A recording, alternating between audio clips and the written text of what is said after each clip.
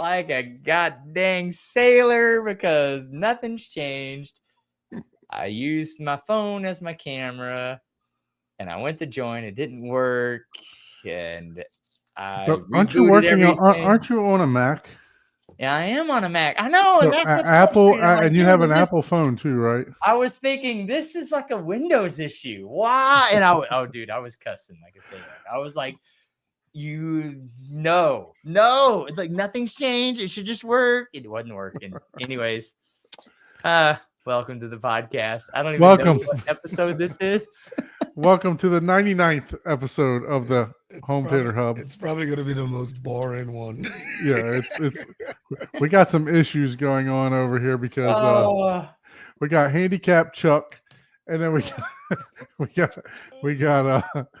got me who went through a traumatic experience with my son in the school today. Oh no! I'll talk about that just for a second about how incompetent school boards are, and then just with a long week of work and everything else. So probably going to be a not too long of a show today, guys. So but thank you all for being here. Appreciate it. So yeah. So and live or after, yeah, always appreciate it. And you know what? I'm not even going to log into the YouTube stuff. I'm just going to literally comment as I see the comments come in on there this. you go. Just comment right on there. That's the way you should do it.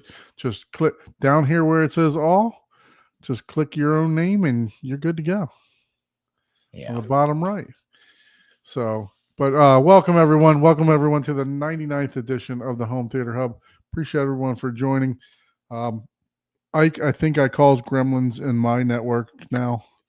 By talking about yours. So you have AT&T, right? Yes. Yeah. So the past 2 days, my AT&T has been super slow on a 5 gig network. Did you not get an email from them? On a 5 gig network, you know. I've been having problems with mine for the last 3 days. Disconnect. Yeah. I actually got an email from them. It looked like they had a problem with the fiber. So look, I mean, I don't know what would cause this, but I just tried to log into some bank information, like my bank account and like anything financial, a credit card account or anything like that using biometrics, and error. It just popped up error. I switched to my Xfinity. Everything works fine. So it's weird. It was really weird, but yeah, no, the AT&T network has been a little wonky. I did get an email. As a matter of fact, they sent me an email and offered me a 32-cent credit for the downtime. For the downtime. Hey, I know you can't make this shit up. Oh, you noticed the 2 seconds that you were down. Shoot. Whoa. Hey, you know what? That's better than gaslighting you the whole time. No, there was no problem here. What are you talking about? That was all you. You didn't reset. Like, get out of here. Yeah. Oh, wait. I was actually wait. Is this correct? What it's $3. Oh, $3. Okay. That $3 whole dollars. Woo! Hey man, $3 to 1 million customers. That's $3 million. Yeah, I guess.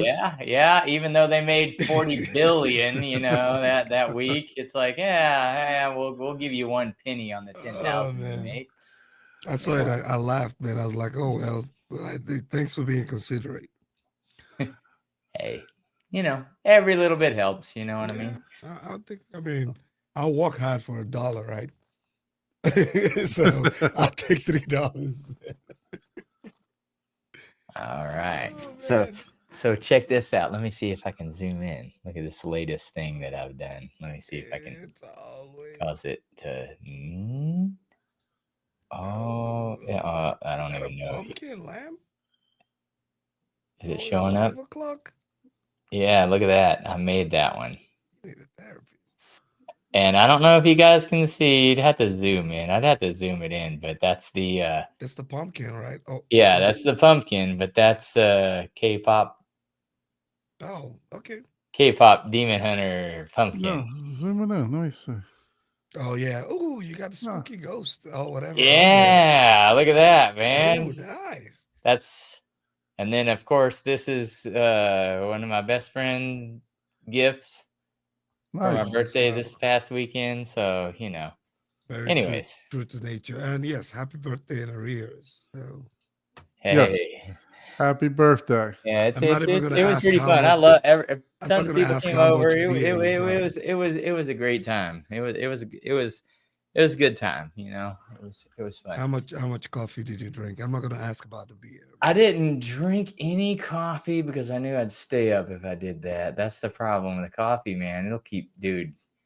That I have to stop drinking at noon any coffee because otherwise my body thinks I'm like 18 and can stay up until 3 in the morning. I was like, nope. So I've been tasked to ask you about a good coffee machine because my wife, we have the little K cup machine, right? And Mhm. K she's cups are great for your, hey, I gotta go, hit a button, well, so she told me that they're no longer doing anything for her because in the hospital she works at, they have a Starbucks, and she's used to a three shot espresso, uh, ooh. white mocha, blah Oh, blah blah, venti, whatever the hell, and everything else, right? So let me ask you this. He doesn't know what Is asking. this something that would sit possibly outside of the home theater to impress the guests? yes, Okay. Basically, they have the Sage or the Breville. They just came I out gotta with a turn new on my one. mic. I just turned you up. Oh, They came out with a new one that basically it's not my thing because it does everything automatically for you, Mm-hmm. which is exactly kind of what you're looking for. I'll have to it's a little pricey. It's She's a but I'm doctor, telling dude, and it's her favorite thing. She don't care. yeah, it's dude, I'm telling you right now, like my friend Tim, I told him, I was like, dude, this is the machine for your wife. It was like this because it makes let's put it this way. Lance Hedrick, who's a big coffee YouTuber schnob, when I say schnob in the nicest of way, Right. most people would think, oh, you're a schnob, but no, I know what he's you mean. just a really cool dude with coffee. And basically, he has like a $30,000 grinder, dude. Yeah, we're not getting one of those. Yeah, I know. That's what I'm saying. And basically, this particular machine, he was like, If you said Trinoff, it maybe, but He- not a grinder. he literally you was. can actually get a coffee maker that comes with a trainer. Yeah, exactly. give you an He was idea out like, there. this particular, and I'm totally 50,000 foot view paraphrasing here. He was like, this machine makes coffee better than a lot of, if not most, coffee places you go to. Okay. And it's just your regular old Breville in our neck of the woods, Sage, but it's around $3,000. But let me explain what this thing does. You put the beans in it, right? Right. It'll grind them. Yeah, and you tell it, hey, this is what I want, and it grinds it and makes it. And based on the flow and the extraction rate, it automatically compensates the grinder to say, oh, we did that too fine or we did it too coarse, and it compensates. And basically, like by your third pour, it auto dials it in for the best friggin' extraction for your So coffee. you guys have ChatGPT making coffee for you now. Yeah, basically, that's what it's doing. It is automatically doing it on a level where if you are like, hey, I don't want to get into the That's called science of it. Sage, right? It's the Plex of coffee. Now, granted, it Thank costs you for money. finding a way to remind us that we're on the home theater hub. It's not the it's not the Sound like a kaleidoscape. coffee show. It's not the kaleidoscape of coffee, because I trust like me, that. people that don't know, coffee machines that are high end they start at $15,000 Why though? because of the consistency and It's called Sage, you said?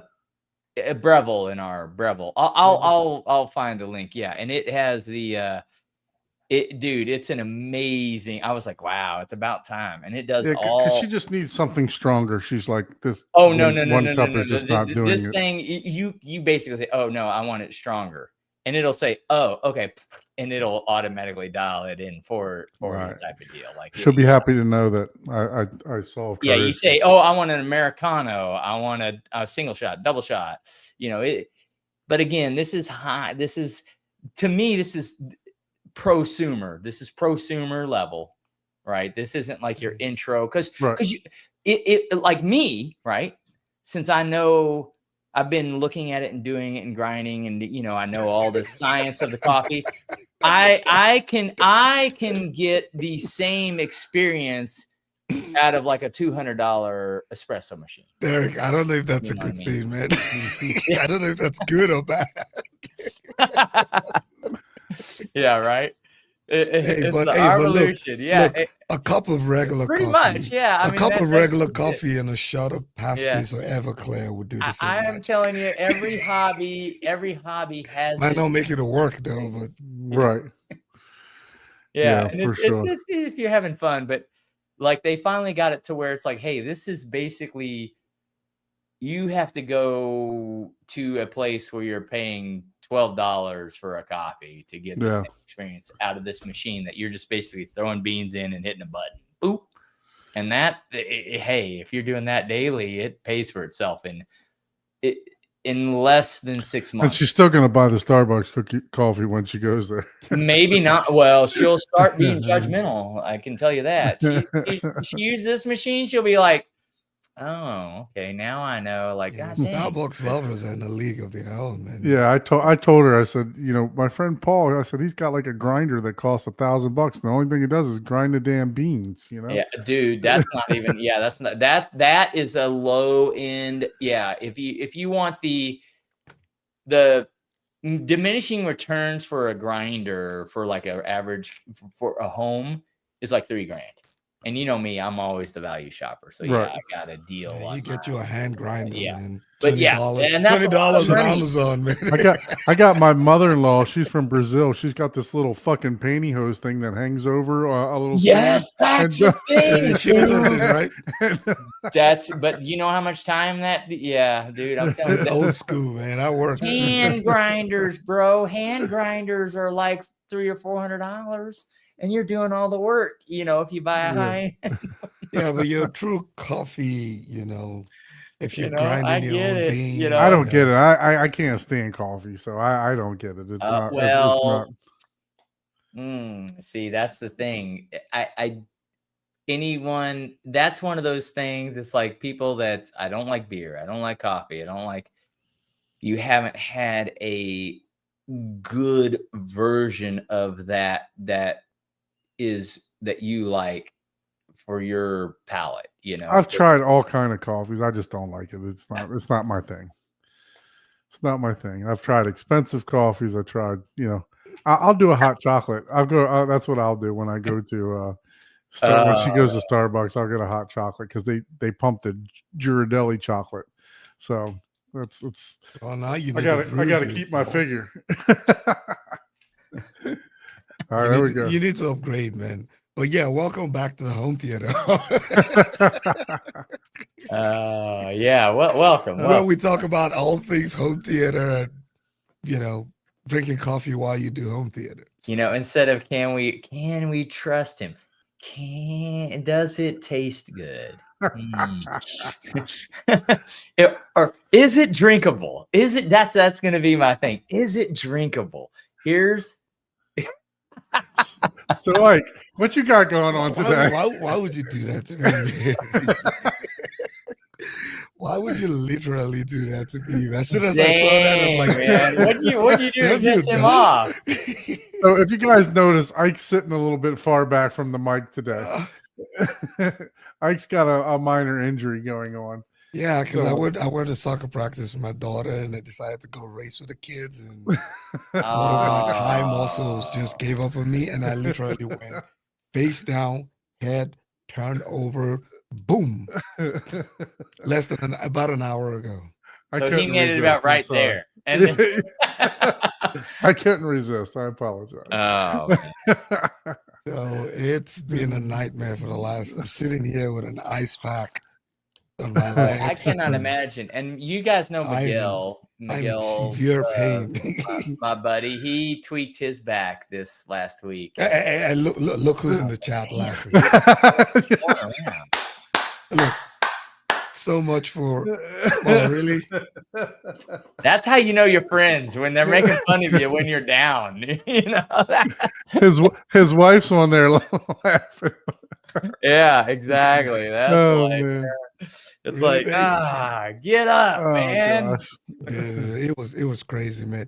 As soon as I went head down, it's like, oh man, not my ACL, man, not my hamstrings, man. I'm like, So this is man, brand can't- new Brand new from porter, this huh? area. Guess American Porter. look, you guys recognize this in the audio community, Lawrence, right? Or Lawrence, yeah, that's Martin Logan. yeah, I I think just, you guys I was gonna say you guys should know that. That's why I thought, you know what? Let's tie things together right here. I just made a Martin Logan purchase the other day. Yeah, there you go. Yeah, I gotta hide my face, apparently. But Well, that's what we're gonna try Jessica this. says too. You know? But That's a Lawrence. We'll call I'm this on a roll the today. Martin. We'll call this the Martin Logan sound experience right here. oh man, no. Sorry, Ike. I'm sorry that you got injured, but it is funny. hey, everybody's laughing at me, man. I'm like, all the parents are gonna talk about me at dinner tonight. Yeah. Did you see the way he fell? Like I leave. I'm waiting for. I'm on TikTok right now looking. Because usually it's like one leg that gives up on you, and then you kind of struggle. You It limp. was both, so I couldn't Oh. even stand. So I went, boom, and then Oh, used damn. my hands and supported myself and just flipped over, and I stayed down there for like 10 minutes, man, catching my breath. I'm like, who asked me to do this, man? Yeah. Oh, Damn, goodness man. gracious. Well, yeah. So I had an eventful day two myself. Just to keep it long story short, school board sucks. Basically, as you guys know, I have a son that's slightly autistic. So, got a phone call from my wife today saying that they tried to put him on a bus when he doesn't, when he's a pickup rider. So, luckily, we have like we have they're called RBTs. Basically, we have one of them that goes with him and goes to after school just to kind of help, with everything. And she called him about 2 steps from getting onto a bus. So, needless to say, I had to do everything that I could do from getting trespassed when I visited that school today. So it was not a pretty sight. So yeah. So yeah, that was a scary moment, but some people are feeling the wrath today for sure. So but yeah, so I had that happen today. That was a rush to the school at 2:15, And I hate stuff like that. And it's like, man, why is it that it's only the squeaky wheel that gets the grease? You know what I mean? Yeah. It's Yeah, like, so- man, I hate that. But you have to. You especially in a situation like that, right? Oh It's- yeah. You I mean, I have an have air tag in his book bag and his lunchbox and stuff like that. So, just in case something would happen, but yeah. never want to have to use it for sure. Oh, yeah, exactly. So- That's the point. It's like, it's man, I feel for you, man. It's I don't even know what I would do for that. Man, like I said, I had to restrain everything inside of me of not getting trespassed from that school. Yeah, I hear you. And I mean, I it's just, it makes you wonder, like, how, where, what breakdown is this? This is like, this should be repetitive at this point for everyone. The issue is that, I go to the school and the after school people tell them, oh yeah, they told us he was a bus rider today. And I'm like, in what world has he ever been a bus rider? And they were like, well, he's never been a bus rider. I said, yeah, exactly. You're the director of this place and you don't seem to think that that's odd. And you should give me a call to find out if he's a bus rider or not. You know? Yeah, So- I'm just glad, And then on top of that, on that.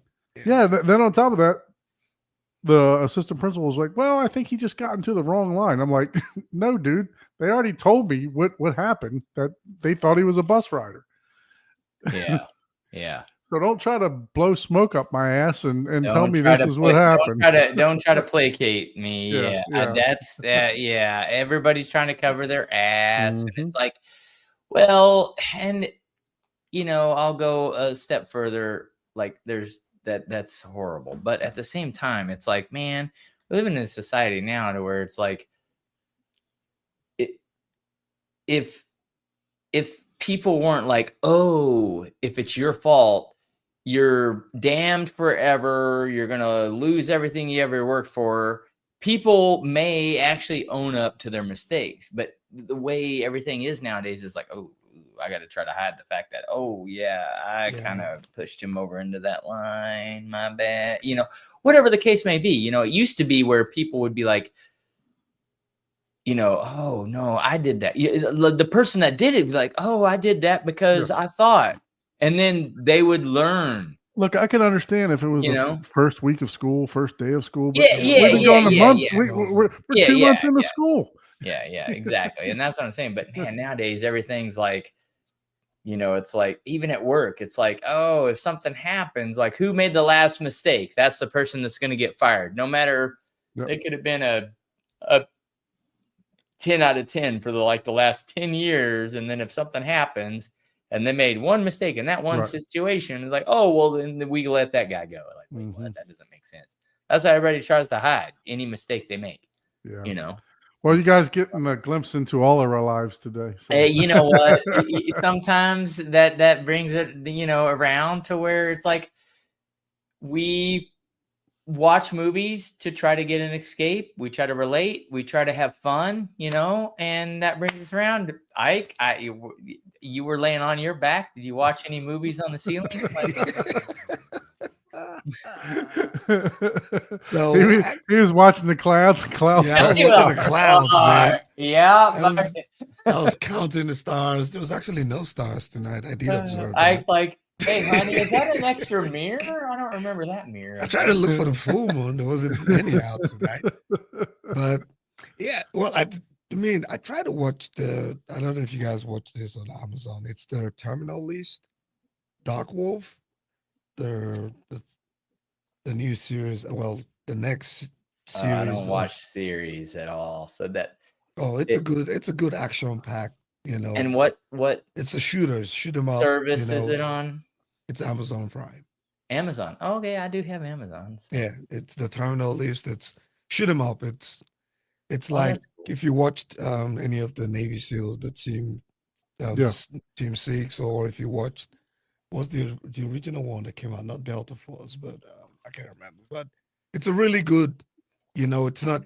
It would put your home theater to test because it's live shooting. It's action packed. That was about as much. I didn't get to watch any movies, but that was because some people in the chat would know. Derek would know.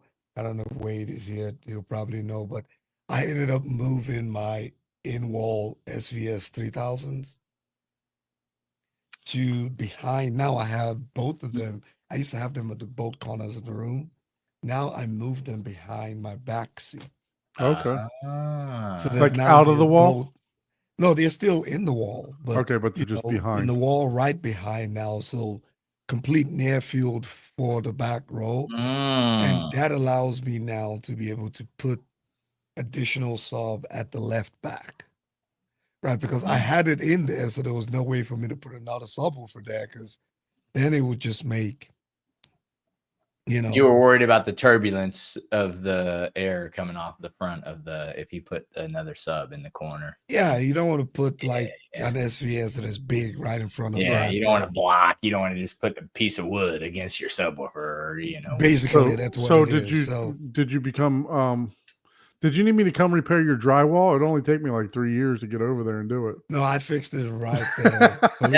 that's how long that joke's gone. Like, he's beating us to the punch. I know, man. Felicia don't play, man. She was like, she has this imaginary fear of snakes. She's like, no, I don't want a snake coming through. I'm like, what are you talking about? So I patched her. I always patch them as I make them.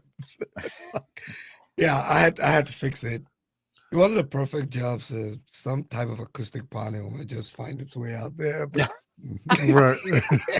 You're like, nothing to see see here. that? Just Yeah, no, It's you just don't a, see just, that. just a panel there. They're like, It's, why it's is an it extra bass low? trap. They're gonna like, why is it at the low? Why is it that low in the back? I shoved it full of insulation, and then it's an Yeah. extra bass trap.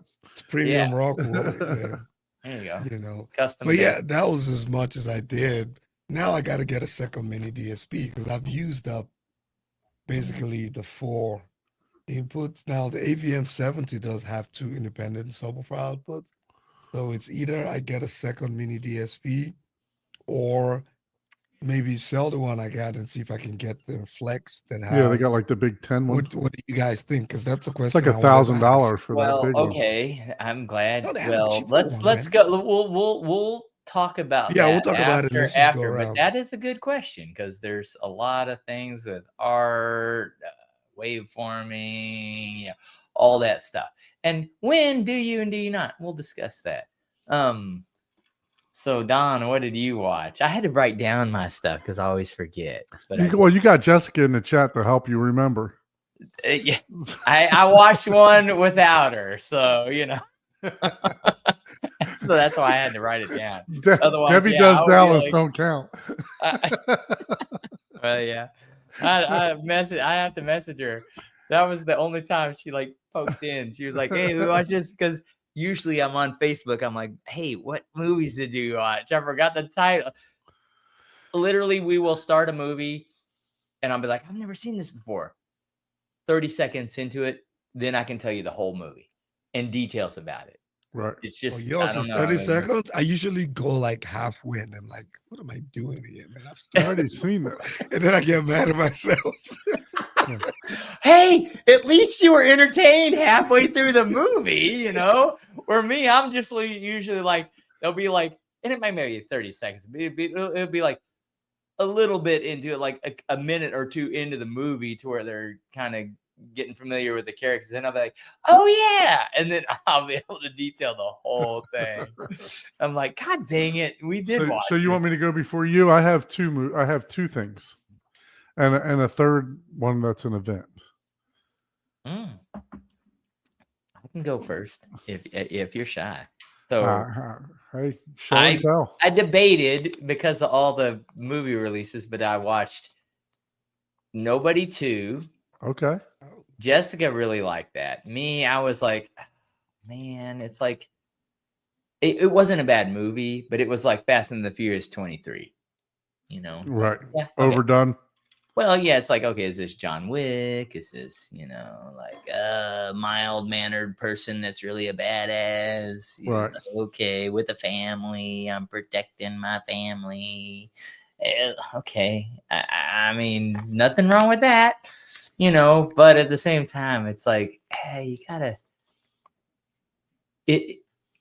you really got to get really good. That's the writers and doing, like, if you're doing something like that, you got to give us one little piece of newness or something. That it's not that story is bad, right? It's an amazing story. Everybody loves that story. Otherwise they wouldn't be so popular, because anybody that hasn't seen that exact plot and storyline like 50 times already would be like, oh, I've not watched it just because of that reason. I haven't watched Nobody or Nobody 2 yet. So yeah. Nobody, the first one was a little bit, it's a little bit, but then Nobody 2 is like, Nobody 2 is what you would expect, what you were probably expecting from Nobody. And I was the same way. I didn't watch that. I watched F1. There you go. Yeah, I finally got that, and I buy that. What you think of that? I liked it. It was a good movie. I liked it. Yeah, I liked the movie itself. Yeah, it was definitely good. What did you think about the audio?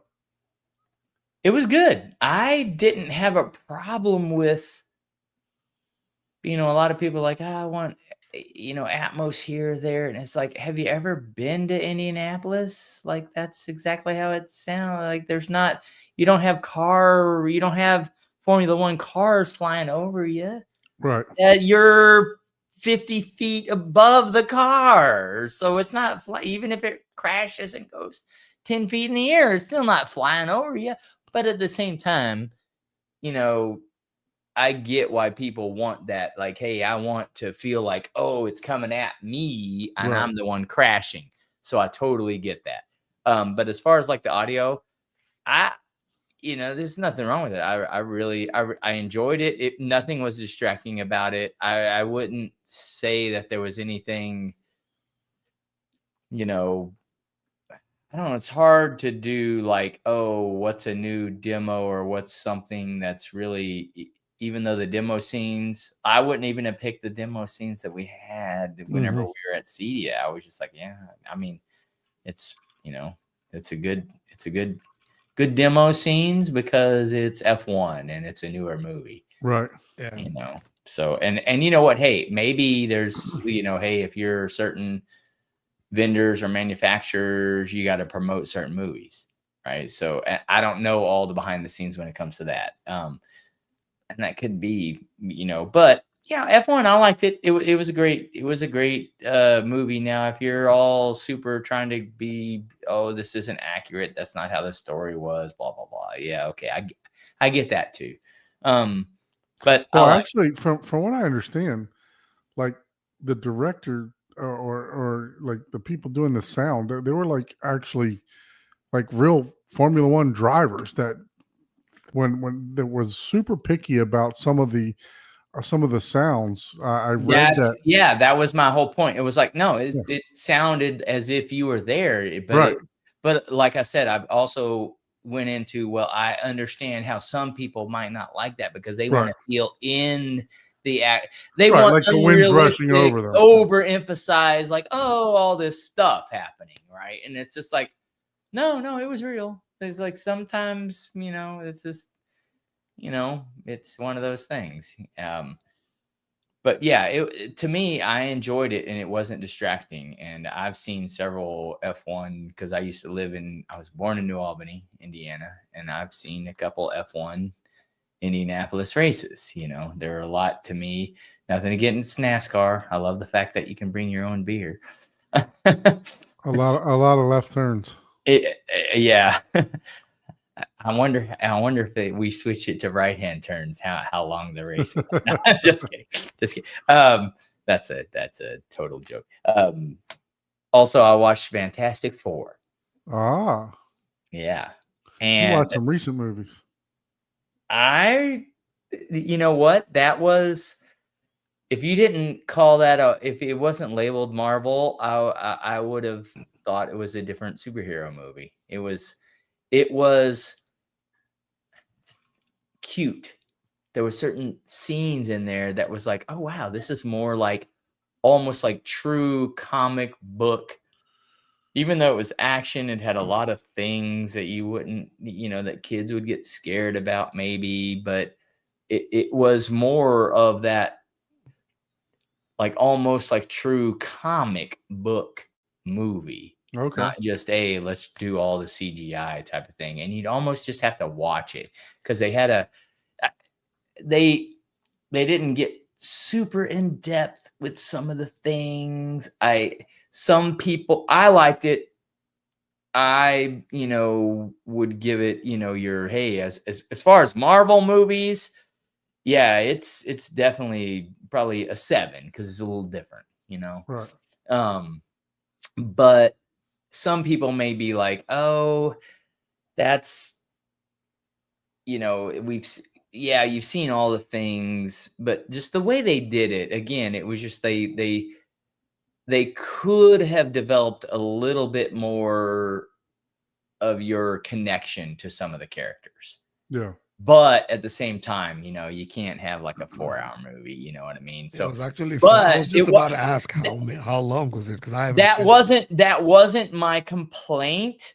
But if someone did say, oh, I didn't feel that, they feel like they rushed this, I could understand that. But to me, I was like, okay, yeah, it found, someone could say that this was the intro to the Avengers Doomsday only. And that's like the only, so they could they could say that, and I would be like, yeah, I get you. No, and I'm not saying that you're wrong, but the movie was well enough to where it's, it was worth a watch. I was like, oh, okay, yeah. So what about the sound? How was the sound?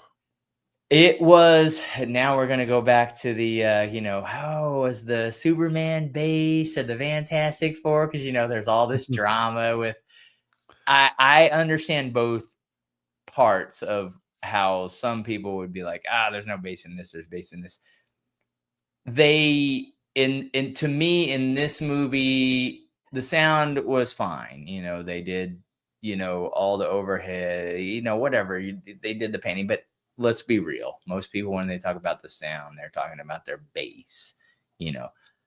What they did in this movie, they rarely do in movies, and they didn't have the one bass button. It's like, oh, hey, here's an impact moment. Hit button 5. Oh, here's another impact moment. Hit button 5. They had different layers of bass, and whenever there was a certain, I don't want to spoil any of the movie for anybody, but where there's something that should be more impactful, that's where they use the bass. So some people are like, there's no bass in that movie. Well, yeah, because they only did it whenever it was appropriate. So some people don't like that. Some people like the constant, hey, every time a door slams, I want bass button. Oh, planet got exploded. Hit the same bass button. Oh, hey, I stomped on the ground. Hit the same bass button. It's like, some people love that, because they just want to, feel all the tactility in their room and experience all their, bass shakers, or even if they don't have the thousands of dollars worth of equipment, they want to feel and experience that. But, this was more of a, hey, to me, they did a really good job of the sound. It was like more of a classical, Marvel sound stage. It wasn't like overdone in any scenario. So some people would say, oh, it wasn't that good because it wasn't overdone anywhere. It was just like, hey, we're doing all this in this, movie. Right. It sounds good. Sounds good for sure. I haven't seen it yet, so I definitely want to get out there. Hey, I will be watching the 4K The Sound of Music here within the week. So before I go into my list, you have another one or no? I have. Let me see if I can pull this up. So I pre-partied. Hey, Skylake, you should come on the show, man. Hey, come on the show. Yeah, we've asked you to email and everything else. If you want to join on the show, if you want to come on the show, experience, all are welcome, man. Like, absolutely, we're doing our best to communicate to them. All right, here we go. This is. We always talk about we always show the beer that I drink. Now here's what I drank prior to coming here. There we go. This is I won't even mention price, but this is Sam Adams Utopia. And it is every other year, if I'm not mistaken. And it's a 30%, 25 to 30% ABV is what it generally is. And this year, this is Jessica's favorite version. It can, from what I'm looking at here, it can definitely range in price too. So there's a 2021 edition. There's a 10th anniversary edition. Oh, you're just looking at the bottles? If you get the bottles, the bottles sell. Okay. The bottles will resell for more than the actual liquor. Anyway, so that was fun. That was unexpected. I was like, oh yeah. I was like, that's the bougiest of bougie beers. Well, one of that's like in the top 10 like world bougie of bougiest beers. Yeah. So, but yeah, it's a really, like, every couple years they brew a different style, a different take, and it like I said, it's 25 to 30% ABV, and they do limited editions. As far as like it's only made in these 700 milliliter bottles. There's no such thing as like a keg of it. Doesn't exist. Like even Yard House, Darden Industries, which owns, Yard House, tons of restaurants. Yeah. Like 5 different of the biggest restaurants that you eat at, Red Lobster, stuff like that. This Kansas City area got 4 of them. Oh, that was it for the whole entire area. That's it. Yep. Wow. Mm-hmm. Very good. Well, glad you got to enjoy some of that. Sometimes we don't get to partake in it, and it's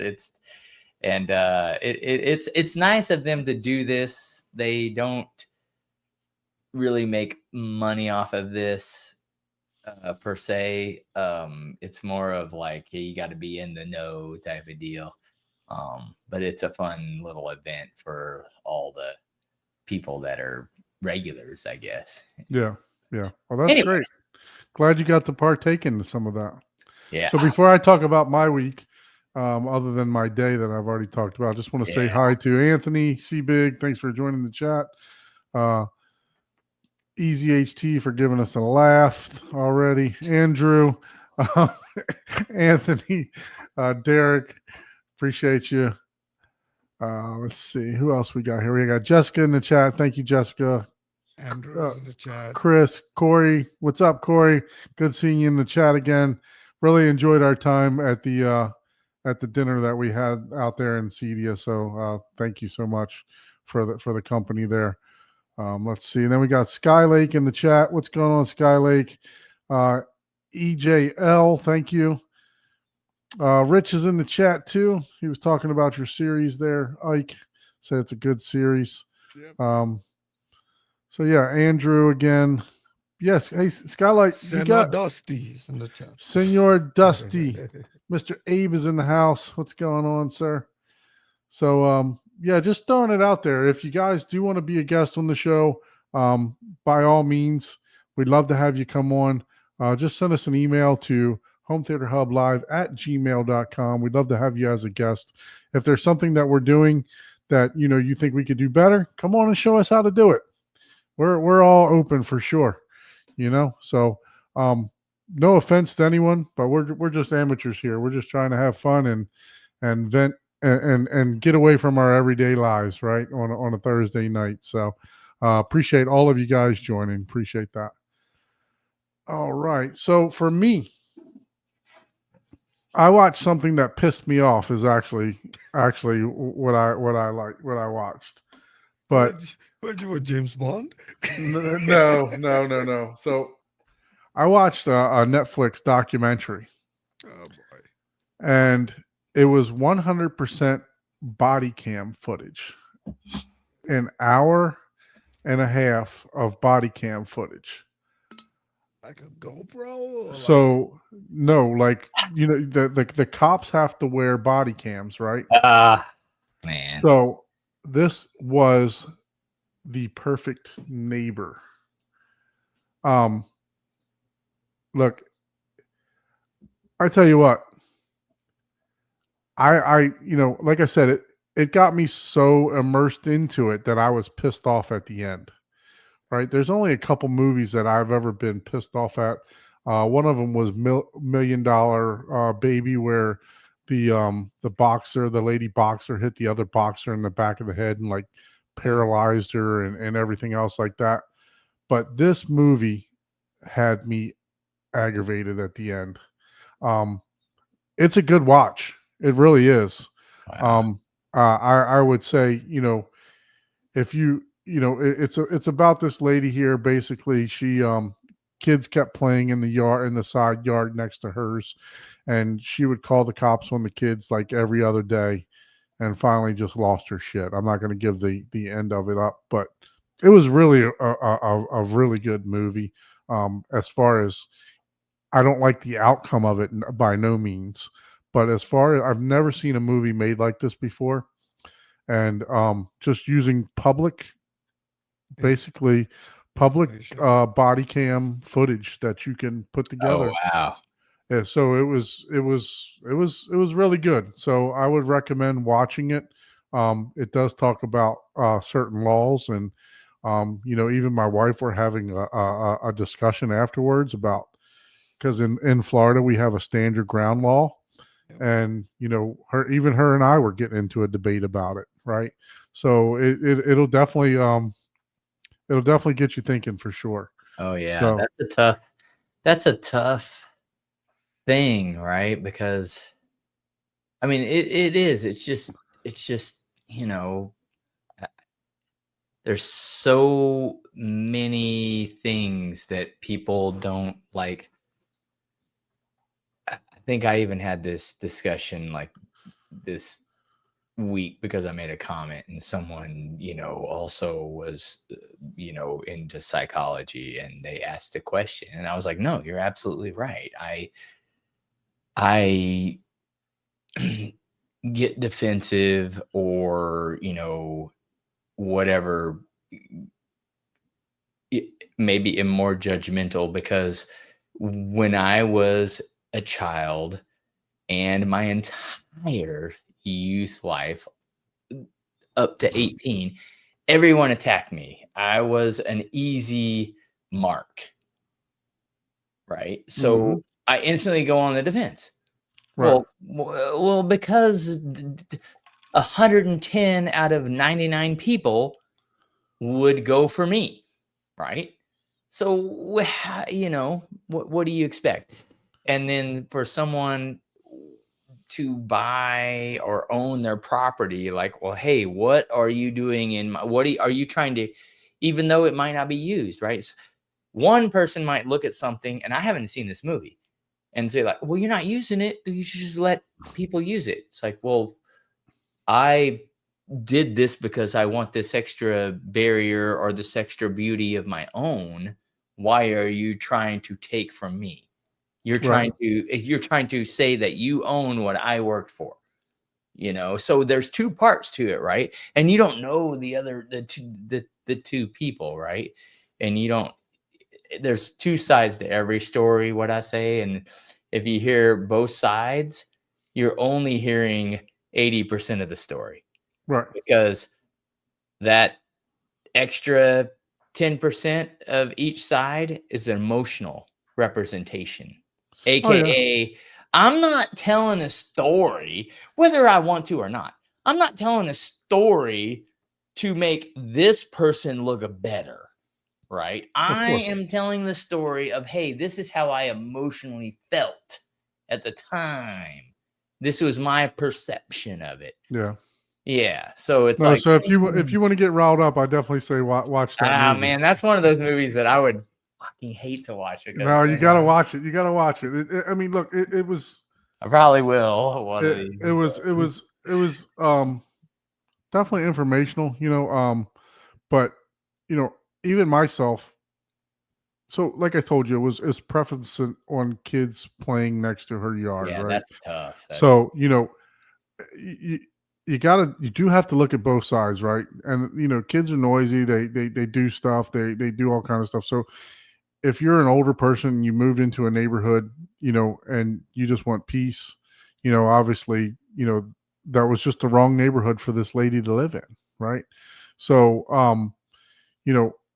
but and as she's calling the cops, I just picture myself as she's calling the cops on these kids, and I even told my wife this. I said, "Look, like I said, I'm not going to give away the movie.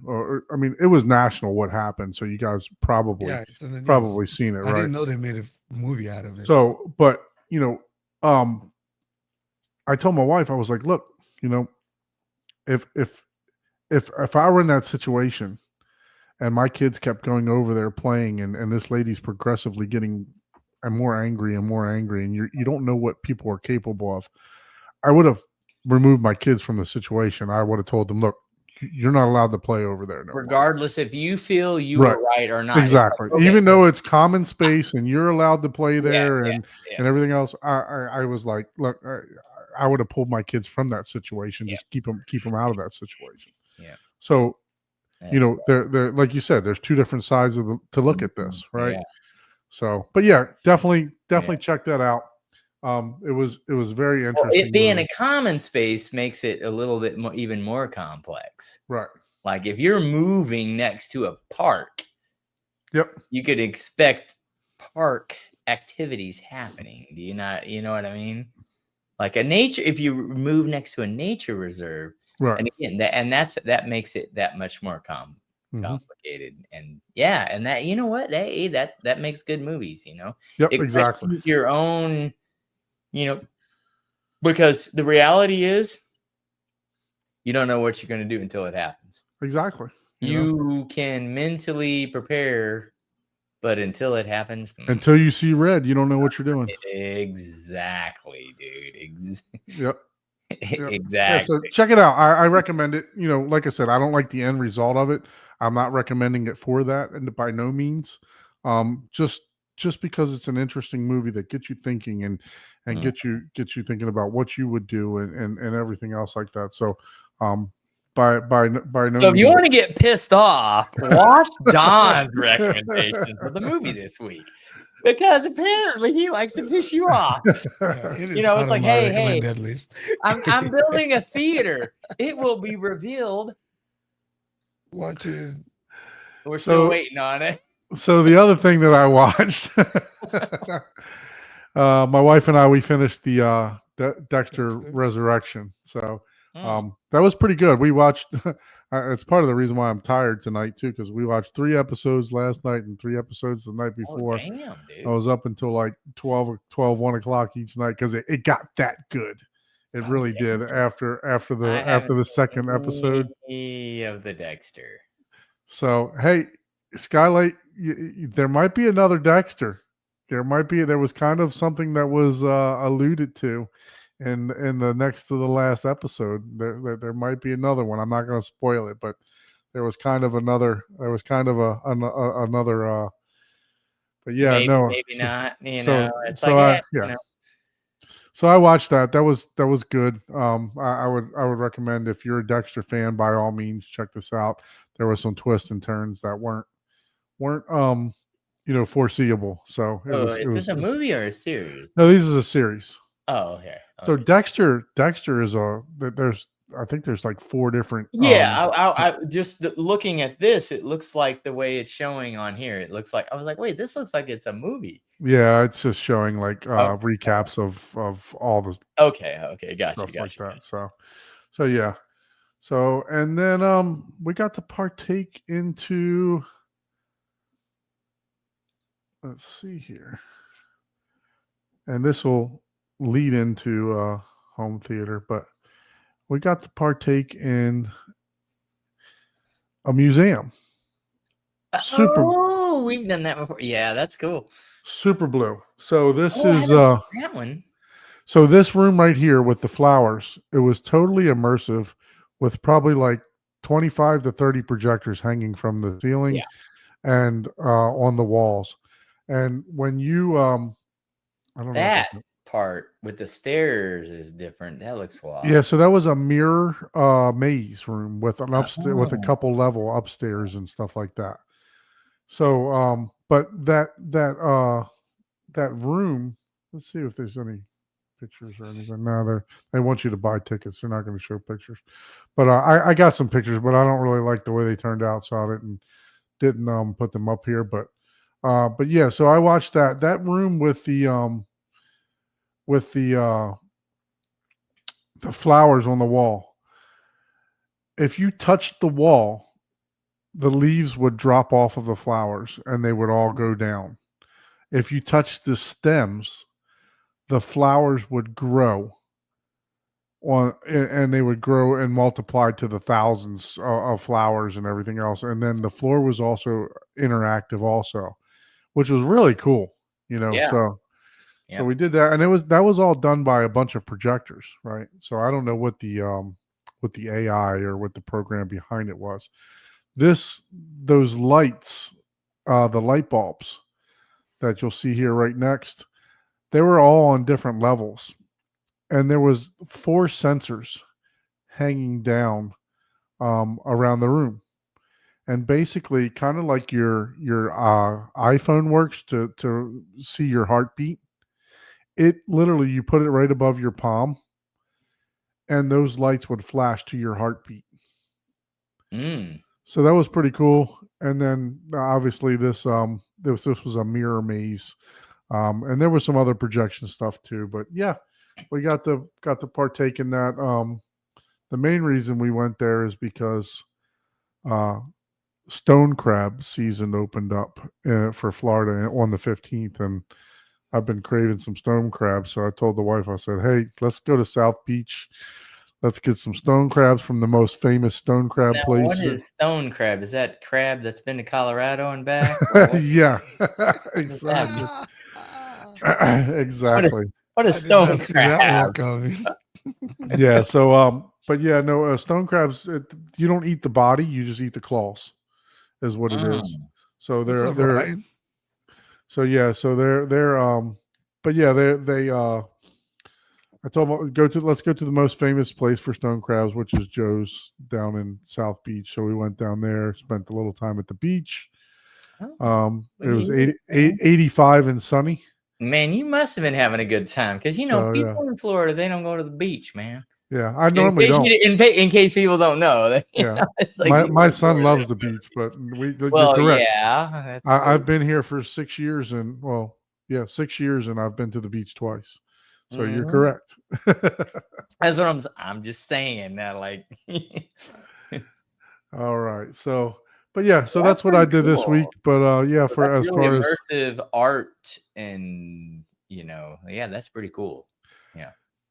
Yeah, so yeah, my son loved it. He really did. I got some cool pictures of him and stuff like that. So, but yeah, we spent about 2 hours there. It was pretty fun. So, all right, let's look at some comments here. I know Derek asked me a comment. I have the Martin Logan 60 XTIs for my front, left, and right. Speaking of that, if you guys didn't watch last time, I mentioned the fact that I was trying to calibrate my system and I changed the crossovers to full on all my speakers, and didn't realize that I didn't turn them back. And after going to Chuck's house, had to play a demo scene from Open Range. He was trying to keep up with Chuck. Yeah, and I lost the slugger. Just long story short, I lost the center channel. So luckily I bought 2 from Michael. I bought a pair of 60 XTIs when he was selling them, and I had a spare one in the closet, so that one quickly got replaced. Did reach out to Martin Logan this week. Good news is the drivers were very inexpensive. I told them that I was a dealer for them. I'm getting 2 drivers for less than $200. So I mean, I can't complain. Bad, Shipped and everything else. So just replaced the drivers. I think I mentioned that one of my rail subs was kind of making a weird noise too. So this weekend I'm gonna be taking one of the actual speakers out of the one of the stacks, and I'm going to replace it just to make sure. But I did reach out to them too. Those drivers are not cheap. So those drivers are about half the price of the actual speaker itself. So I'm not looking forward to replacing that one at all. But anyway, I'm hoping that it's just something vibrating inside that's making a noise or something like that I haven't figured out yet. But yeah, so Martin Logan 60 XTI is going across the front. The rest of the bed layer is the Martin Logan 35. Man, this guy's been building it so long, he forgot the stuff that he bought, man. Like that, so long as time. Martin Logan 35. I think they're the 35 XTIs. They're a bookshelf. And that goes all the way around. And then the other, it's the Motion series. Let me see. Trying to get to them. So they might have a new name now for the Motion series, but yeah, the B100s are the replacements for what I had. It was the 35 XTI, and then in the ceiling I have the architectural. Let's see what they are. The architectural Motion XTC8s, which they're angled, and then I actually use the same angled speakers for my wides. So it's these ones down here on the bottom. So the good news is that every speaker that I have has the same exact tweeter. These Atmos speakers actually have the same exact 8-inch woofer as the front left LCRs. Oh, okay.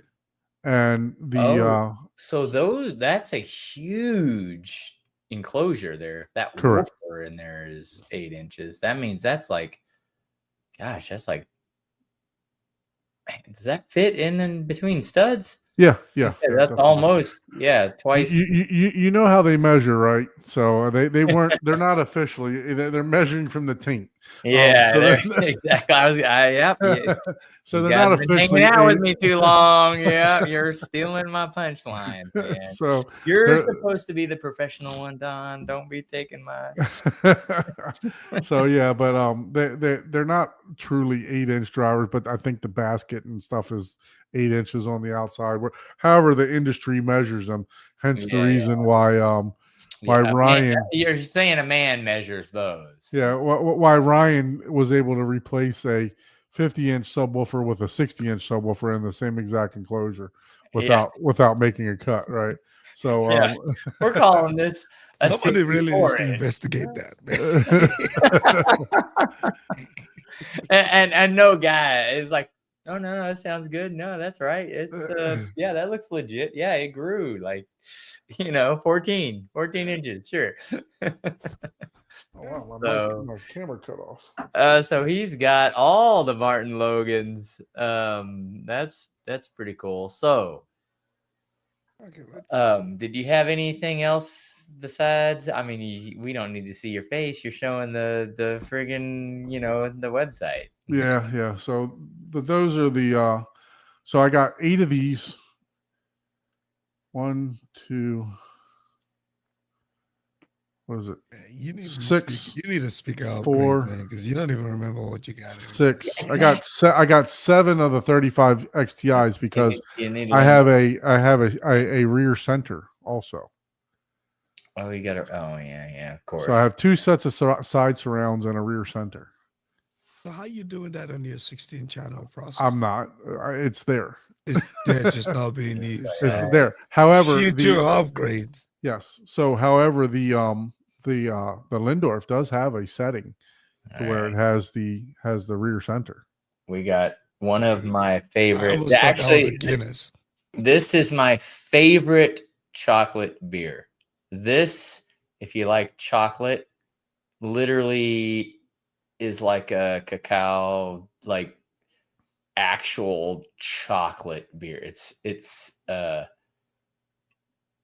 It's totally different than any other porter. This is my favorite. Like this the is only thing that gives me hope about that is this is all and this is in all, the UK. So that this gives is me all hope. natural too. That's what I'm saying. This one right here, this is my favorite chocolate stout, hands down. Not even a question. Like I love this. And one of my friends bought this for me for my birthday. He brought it over. And he was like, oh, have you had this? I was like, dude, that's literally my favorite. And he was like, oh, okay. I think he was kind of disappointed that he didn't find something new. But at the same time, it's like, oh, dude, that's literally my favorite. Like, we'll get to that. favorite chocolate stout, hands down. Nice. So Corey says, what do you guys think about the Arundel 1723s? Look, I've only heard the what was the one we heard at the M Wave? The big bookshelf that they have, the studio monitor. Well, That they were they the LCR. They were basically kind of the same. Like, right. It was the same, just about. yeah. It's just so my thing. Okay, no filter. I like those speakers, but I'm like, I would probably just get SVS. But the build and you could do something that I think Joe found out, like you could do something with one of the crossovers or something where, and I forgot what it was that people complained about, but most people didn't do that or didn't know about it or didn't complain about it enough. It's a really good speaker and it's built very well. HDF. Yeah, and all the components and everything are really good. Like it is. That is probably, as miser as I am, it's like that's probably the upper echelon of where I would go before I'm like, yeah, you're paying for. If you're talking, hey, audio quality versus, look, if you're just talking looks, like, hey, $200,000, whatever, we're just now starting, you know what I mean? Like, this is really good sounding speakers. You can always, use a measurement tool to be like, they didn't do this here, there. But I really like all the Rindle or Arundel line because they're high quality. They are expensive. They're higher end, but they are really good.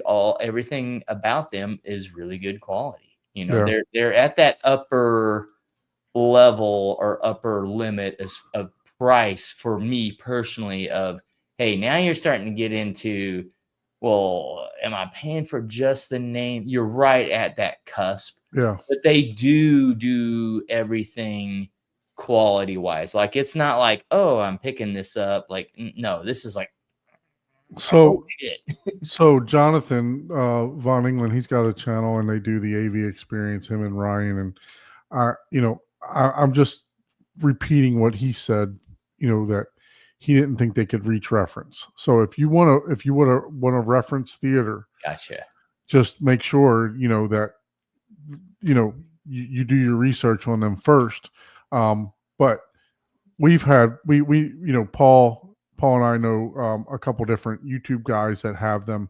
Also, we know another person that we met through a channel that has them, and they absolutely love them. So yeah, I mean, exactly. it's been, and but they don't listen at reference. They're not trying. Saying reference, we're talking 85 dB constant volume with peaks, of what it was, that 15 dB peaks.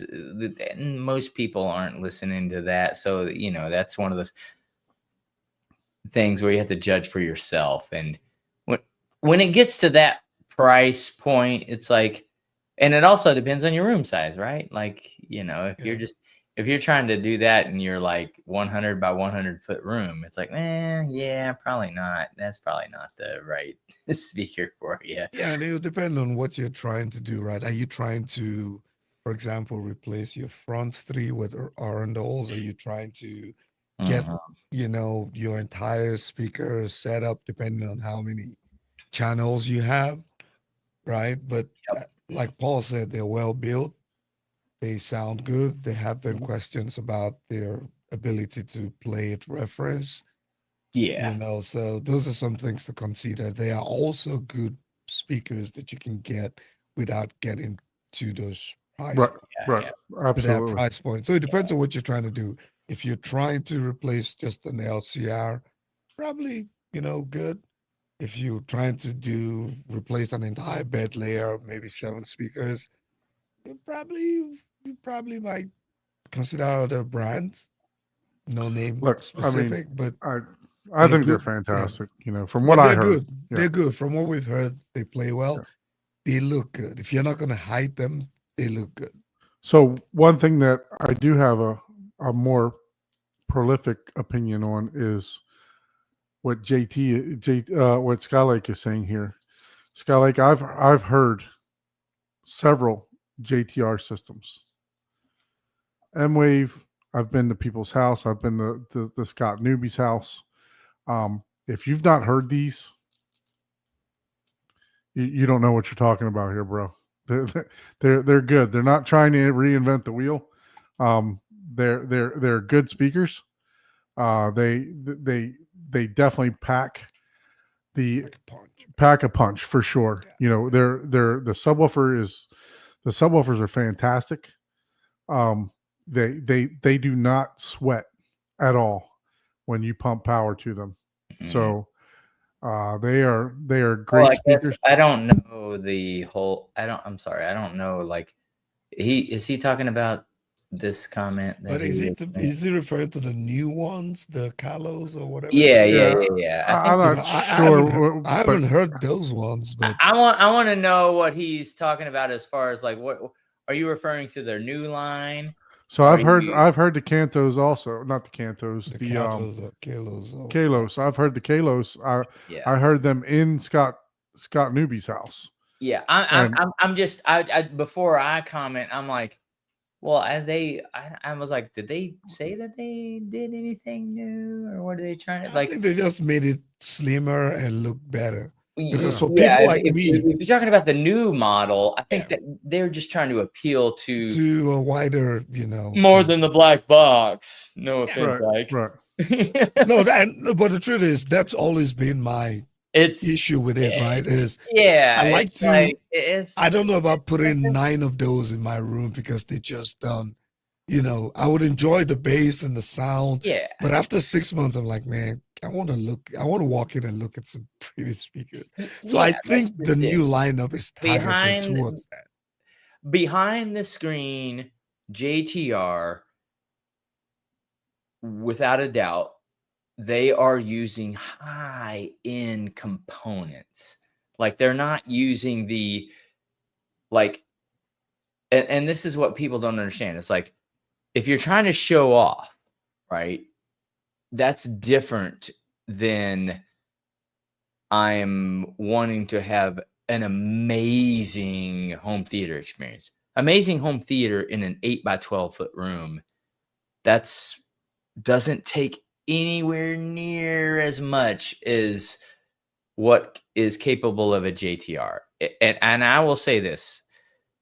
When we first experienced Per Listen versus JTR at the Lade Center, dude, and I'll just be blunt, those Per Listens sounded like shit compared to the JTRs. Those JTRs are like whatever, and we're like 50 fucking seats back, and they were just like whatever, and compared to a speaker that costs 3 times the money. So it's, what are you going for? Where versus, like, I'm not saying the Per Listen's garbage. I'm just saying in that scenario, in that situation, I would have definitely JTR all day.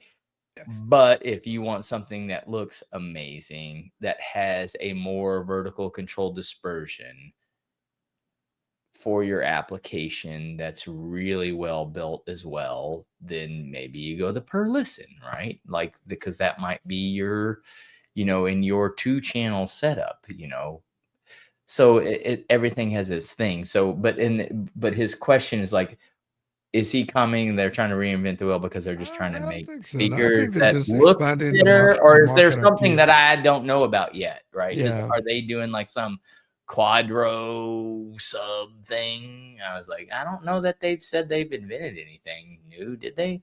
I from at least from what I've seen and heard talked about, I don't know if that's the case. I don't think that's the case. I think they're just trying to widen the appeal.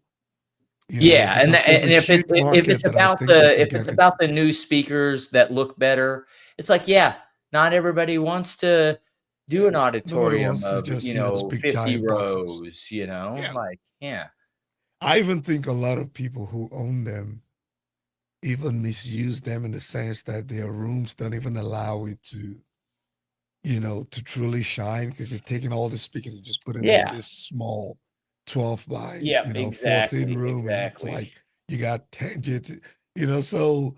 And no. that point, maybe just go for something that looks better versus that could. Except you're Scott Dupie, right? That's a special use case because he just loves, he's doing it That's base though. for his own passion. Yeah. Yeah, he's doing it for a different. particular purpose. Yeah, He's that's not a just, hobby. That's a hobby. yeah, you that's know? a hobby for him. That's no different than that's like when it comes to cars, right? Are you racing or are you drag racing, right? Racing is you're going around corners. Drag racing, well, yeah, you're just throwing on the gas pedal and going from 0 to as fast as you can to the quarter mile or whatever length track you happen to be racing on. There's a big difference, right? Because and there's a different thing. Like, hey, if you get up to 180 miles in a quarter mile, holy moly, that's amazing. It does look good, man. Yeah. And it reminds me of the Compared to the Steinway, the Lindorf speakers we saw where you can hang them. Yep. Don't be comparing them to those, man. No, what I'm saying is just the ability to I hang really them. did like I'm not even. No, the ability to mount it on the wall, right? Yes, the Lindorf you can mount. It's a tower that you can mount on a wall. That absolutely. That's the reference that I'm making, right? But I'm with you. I get you. Yeah, what you just showed, I can rock that in my room and have 7 of them and not have a problem. Yep. And I can tell you that they have different finishes. I can tell you that that if you had 5, 7, 9 of those speakers in your room, you're not wanting anything else. I promise you that. I heard them. They are A car and this 12 and this 12-inch subwoofers. and this 12-inch subwoofer was the 2 of these 12-inch subwoofers was literally shaking the. And look, it is a suspended floor, but this 12-inch subwoofer was shaking the entire floor. Yeah, and you could see how it's made. Look at it. Yeah. That is 3/4-inch wood just pressed together all the way through and through. Yep. I wonder what it weighs, man. Oh gosh, yeah, that's just it. Look at that. That's just pure 3/4-inch birch all the way looks through. Like you can paint it whatever you want. So look, I don't want to spread any false information. I don't own JTR. I don't have a relationship with JTR. I don't expect to have a relationship with them. But I just want to preference that. Yeah. Until you hear it, don't talk. I'm not sure if you had a chance. The performance is not exaggerated. Well, here, that's the thing. I think maybe not. I haven't heard the new ones, but the ones that I've heard, it's not exaggerated. The brand comes from someone that basically they're making commercial grade products, and now they're trying to make them more appealing to consumer grade. And that's what you're looking at right there. And that's a tough line. Like that is a tough line to toe, right? Oh, wait, what? $3,500 for 12-inch sub? Yeah. They cost almost as much as the RS1s. Are you paying for the wood? Well, and that's what I'm saying. You have to understand the sign. Like if you were to build that sub yourself in that quality with those components sourced, you would probably spend $9,000 in time with the time. Sure, if you were just talking, but it's still a high. If you were talking just components, and you had billions of years of experience, maybe $1,200, $1,500 worth of stuff there, right? But you got to make money. You know what I'm saying? But you spent and probably lost who knows how much money screwing up 12 of them. You Dude, know what I'm saying? You can buy the SB17s, not the PB, but the Mhm. SB17s for 2,600. I would say in this scenario, I on that comment that you just made, Ike, yes. Do you need this? No, but again, it's like, well, are you trying to show off for the boys? Or are you just trying to have a No, good I think there's a experience? market for it. Oh GTR yeah, lovers, absolutely, GTR man. lovers will buy, and You everything. know? But I'm just looking at the average consumer, right? Who Oh sees yeah, a no. 12-inch Saab Average versus a 17. consumer is not looking at this, you know. Yeah, I mean, look at the That's a excursion 12-inch on that. for the. The power and something like that, like you could probably a couple like 1800 watts RMS or something like that would probably make that thing sound like it was like an 18 or a 21 inch, you know. Oh yeah. Don't gosh forbid we get audio, strike for sound. Anyways, I no, make that's nothing anyway, so it don't matter to me. that's a good that's a good, gosh dang, look at that. And see Good that discussion right there, for you can 12-inch see sub. Yeah. this is what's so tough about subwoofers. You can even see in that little video that you have where it's like bouncing back and forth. Like that's what's so tough about subwoofers. You're trying to control that. It looks very well. I mean, I Oh, expect it's amazing. them to be well built, given Yeah. JTR's Yeah. JTR legacy of doing JTR is stuff good well. stuff. Do you need it? No, I don't. What are you trying to? What's your end goal? If you're trying to impress the Kansas City group of base, dude, I don't have anything. I'm If not you're even. trying to do it at your 12-inch, ain't gonna save you. I'm not even in the realm in my own area, right? I'm not even on the ladder. I'm not even on first rung. No, they look good, the bro. area, They look good for just Yeah. I think it's a step in the right direction for them. Look at the white one. I mean, the white one under there looks nice.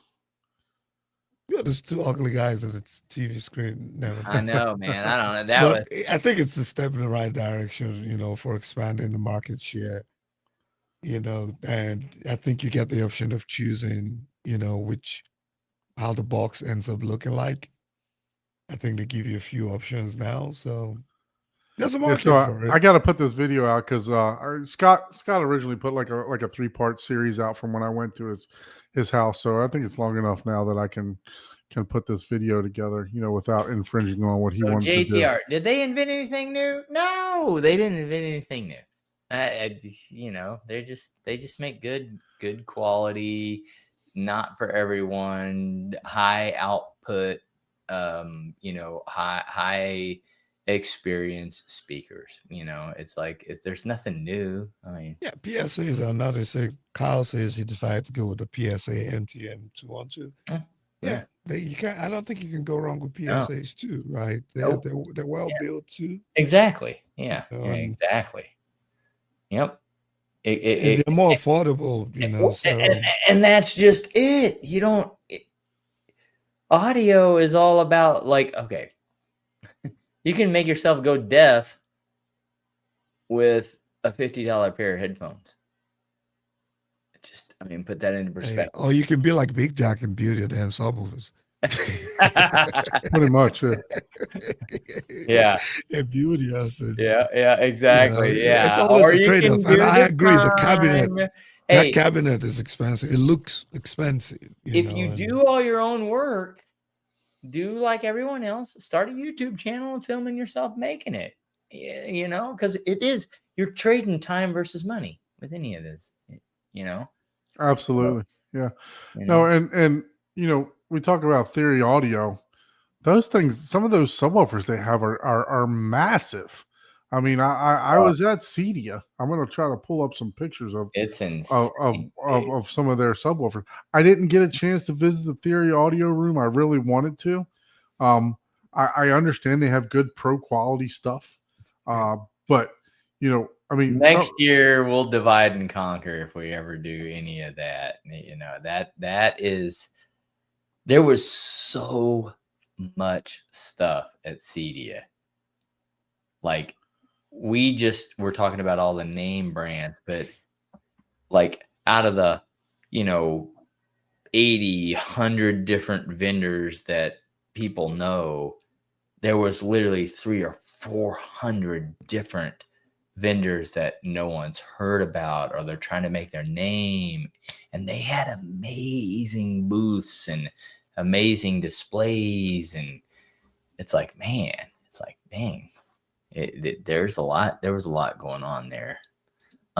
So anyways, what about the next question we had here that I don't want to forget,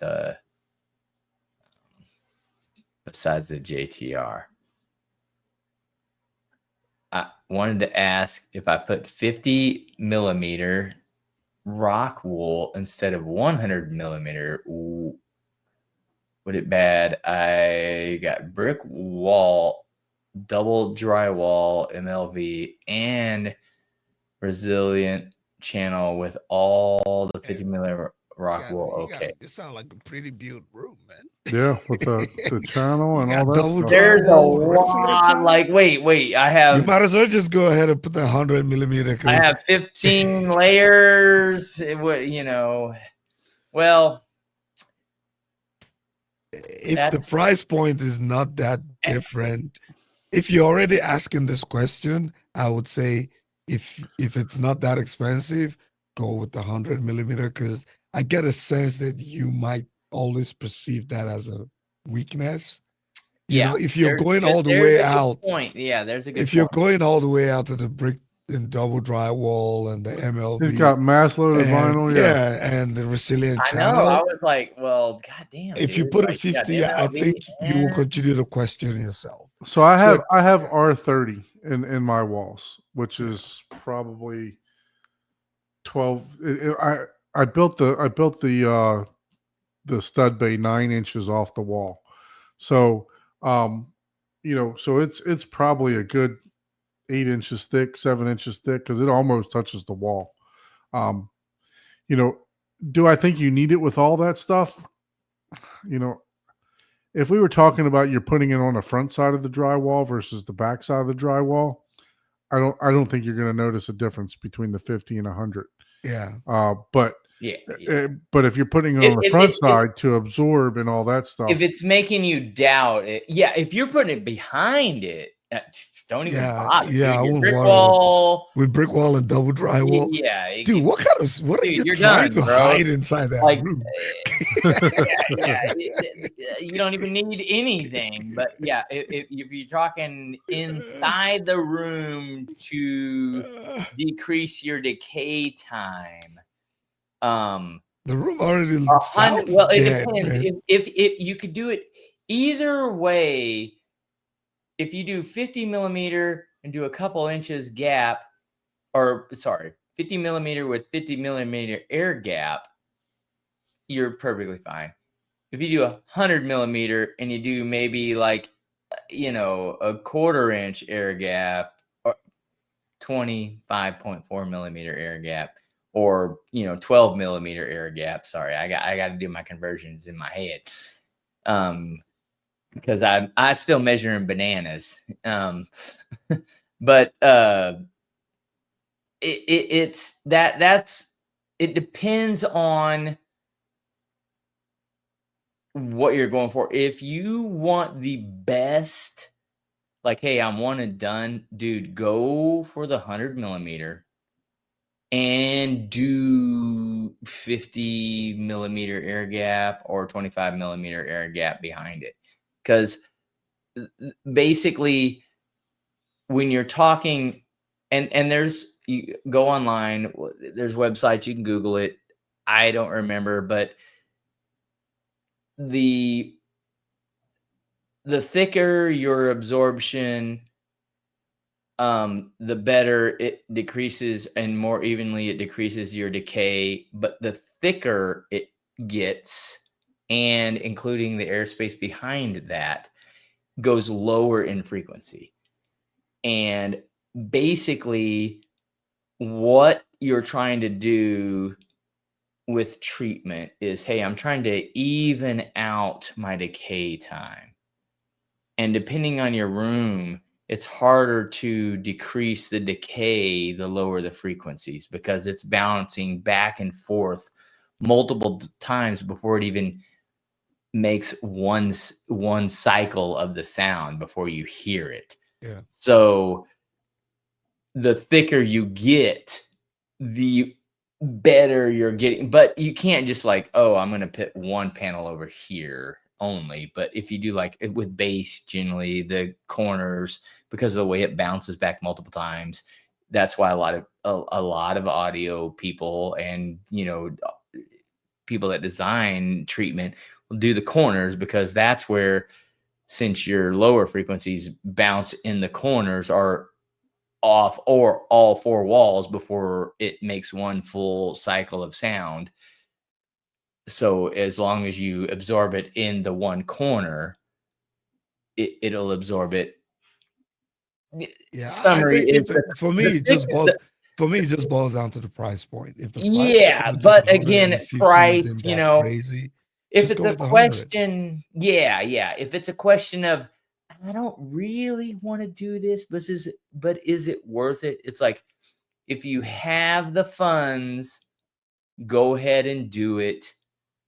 You won't regret it, because then in the end, it'll be a better, regardless of your speakers and your equipment, because the sound treatment is the room, treating the room is the most underrated thing. That is where you could literally spend twice as much on room treatment and get a quarter price of this of your speakers and equipment, and depending on the size, right? Like the larger, it sounds like a pretty well built room. yeah. If you're So talking, I got my, if you're doing I've all already of got this, like, yeah. I've got $1 million this, and I'm thinking, should I? Yeah, well, yeah. Most people, I don't even know anyone in the Kansas City area that has the that room loaded designs. vinyl. Where the MLV. Yeah, I don't know anybody in this area that has that. But basically, the thicker you go with, and the thicker and the more air gap, it's the lower the control of your decay time will be. So Abe's in the chat. Abe, if you're still there, what do you think? What are you putting in your walls? Abe? I don't know that he would be putting the 50 millimeter. I think Abe does all 50 millimeter, because for the most part, that's really all you need. Yeah. Yeah, but especially I think the extra stuff he had. I think he was doing like an air gap behind it too. Like you do 50 millimeters and then 50 millimeter air gap versus 100 millimeter, right?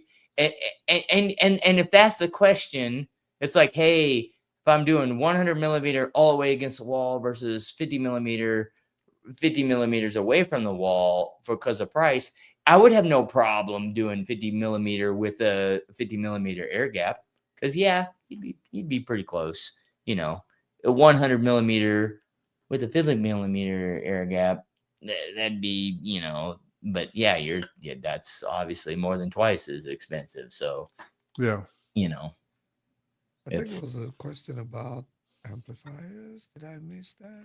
But I mean, this question right here, this isn't like, oh, blah blah blah. This is, I mean, he's already gone to the extreme. We're looking at RT60K time. This is a question for $100,000 integrator, not some fucking YouTuber that that's we brought the professional. Does this as a hobby? You know what I mean? Hey, yeah. guys. Hey, we got the guy that builds $1 million theaters. Yeah, so. There you go. Abe, it's like, God damn, man. What I do? Hey, man. So you got someone building Roman Polanski's cave, man. Because this I know, is crazy. man. It's like, hey, this guy, why is he not your client? Like, why is he asking us? Why is he asking us dumb tubers this question? You know. Well, when I just sorry, I toned down for a little bit. No, no problem. To work on, I had a client call me, and we were trying to figure out how much yardage of anchorage fabric we needed for the Oh. yeah. So Margaret says he wanted to ask if I put 50 millimeter rock wool instead of 100 millimeter, would it be bad? I got a brick wall, double drywall, mass loaded vinyl, and resilient channel. With all of that, is 50 millimeter rock wool okay? I don't see why not. Yeah, Yeah. If he goes with 100 mil. Double layer drywall. He's got. You said it's a concrete wall. So he's got a brick wall behind it, kind of like I do, right? I think the question, I think the heart of the question is like, and I'm guessing here, and I wish he would.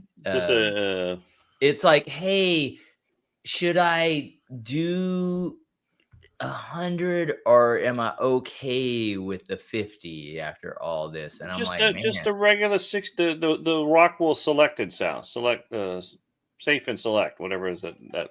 Yeah, safe and sound. Bro. Safe and sound. That's what I have. And that's what I do all my sound panels with. Yeah, that's fine.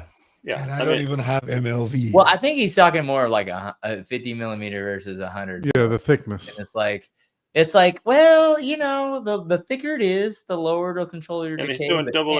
Is he doing 5/8 or?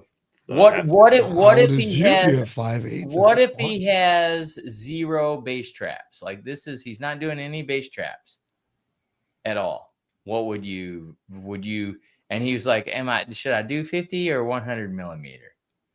I'd pack that cavity. I mean, yeah, just pack that cavity. Yeah.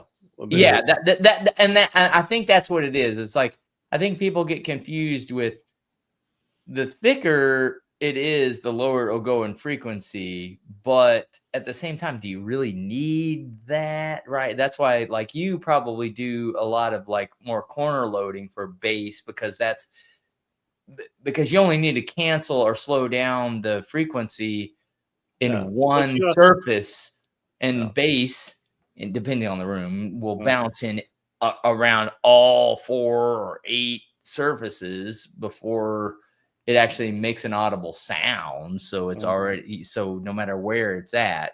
And really, right. And really, you're talking about, we're looking at the total STC value of this composition. Yeah.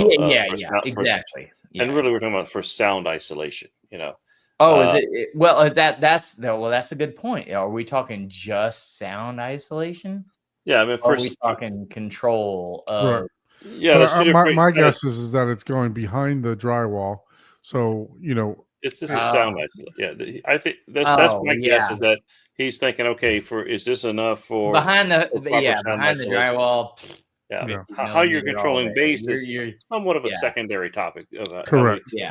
In that case, resiliency and things of that nature. Yeah. In that case, I would be like, oh, you're plenty. And what are your studs built? Are they 16 or 24 on center too? Because that makes a difference. That also makes a difference too. Mm-hmm. Yeah. So, and I think MLV, they recommend you use 24 inches on center for their product. But you can also get away with doing 2 layers of drywall with green glue between layers as another option, which is a lot less difficult. Yeah, because the MLV, the closer you get the studs, the less it absorbs, right? Because it's basically like it's also just a pain in the ass to work with. I mean, you could throw up your first layer of 5/8 inch drywall, and then squirt the green glue on the back layer of the second one and slap that up.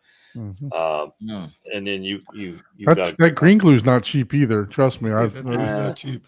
I bought 5 of them one time. I was like, I don't think this is a good idea. Yeah. And they're recommending a whole 2 per. And the mistake with MLV though, too, to make it the most effective, you want to install it kind of loose against the studs. You want it to be, if you tight, you reduce the effectiveness of. That's what I was saying. Like that's why a lot of people want to sandwich it between the drywall. Don't do that. 16-inch centers automatically gets it a little bit tauter. That's why they recommend it further, because even for people that pull it taut, it's still going to be Still loose. got some, yeah, and just you try. It's so Yep. gangly that you're going to have looseness in it just trying to install that son of a bitch. Oh yeah, yeah. But yeah, so don't sandwich it between layers of drywall. I've seen people do that. Not saying the end of the world, but you reduce the effectiveness of the MLV when you do that. Put it right up against the stud. Put it on 24 inches on the center. Just make sure it's just kind of, it's not super taut. It's got some bend to it. That's what gives it its effectiveness. Or said use green glue is another option as well. Hey, if you're doing all this stuff, so he says he's poor, but if you're doing all this stuff, you're richer than I am. Yeah, Like, exactly. well, you Different call definition of yourself poor, poor. and like your neighbors must all. You might be poor in spirit, but you ain't poor. Yeah, if in cash. you're doing all the right things. So I mean, yeah, keep you're doing probably what doing you're more doing, than you know. need to. I mean, if you It, got a yeah, brick if wall that's and what, yeah, it's like at that and point, it's like, yeah, dude, 2x4 stud wall, and, all day long. Yeah. It's like if it's just STC, then yeah. Also, there's some benefit to, and I've been playing around with this of doing. It also helps save some money. Do one layer of 1/2 inch with one layer of 5/8 on your drywall. There is I forgot the thing of. Sometimes they say having multiple layers of the same thicknesses has a resident issue, and you're having two different. I haven't run into that issue, but I only put green glue between my layers anyway. But for what he's sounds like he's probably fine. Only a Sith deals though. Yeah. All right. Sorry. I know I'm more of a Trekkie, but I do like that. I think there's a new Trek coming out, isn't there? I thought I heard there was a new Star Trek coming out. I'm still burnt that J.J. Abrams ruined the comeback of all that. I still can't get over it because I can't stand that flash. That he's a big fan of that the flare, the lens flare. And when I saw the first Star Trek remake that he made, and that goddamn lens flare was in every single scene, I quit watching it because he just went overboard with that lens flare, and I was like, I can't watch this anymore. Unfortunately, and I'm a big trick, and I really wanted to watch this. I wish they would make a version of it where they can remove the lens flare from the whole movie. You know what I'm talking about? Yeah, Some people love it. I get it, and I've never. I guess I used to do a little photography, and to control that is an art in itself.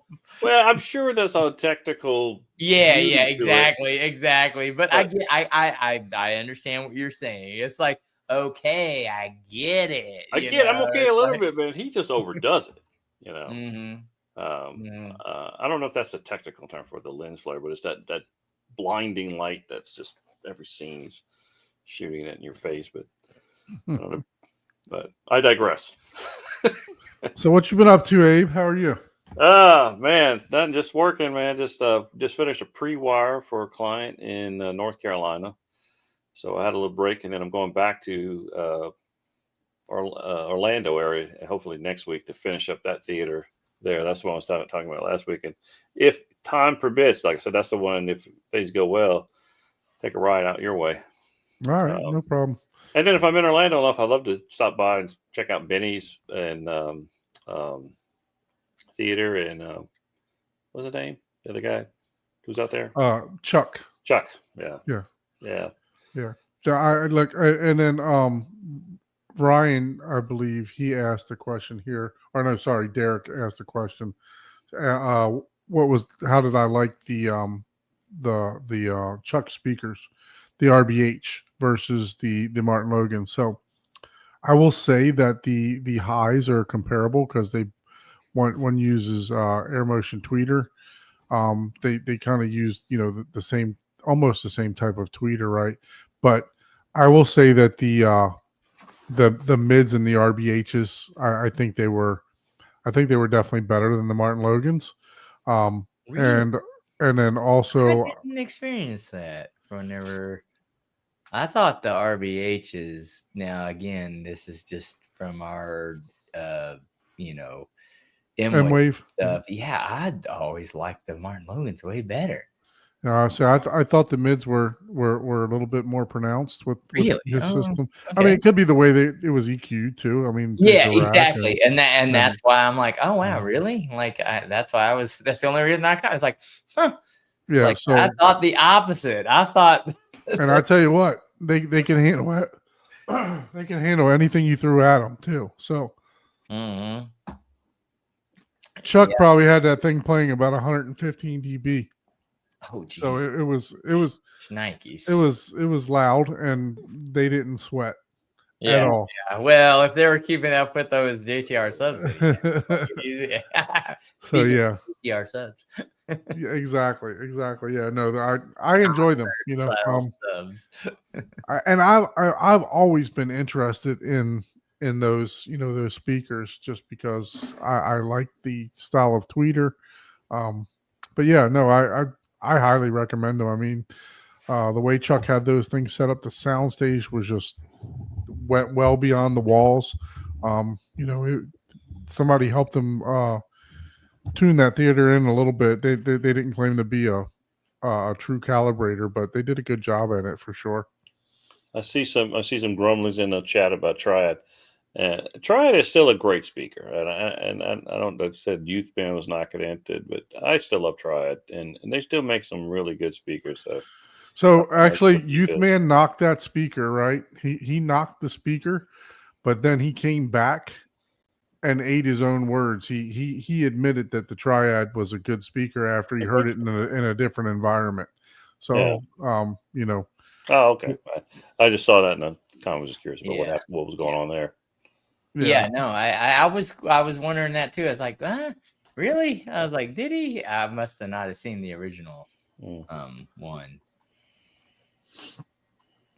Yeah, the first time he commented on it, because I know he'd made a few videos where tours where they had triads, and he seemed to like them.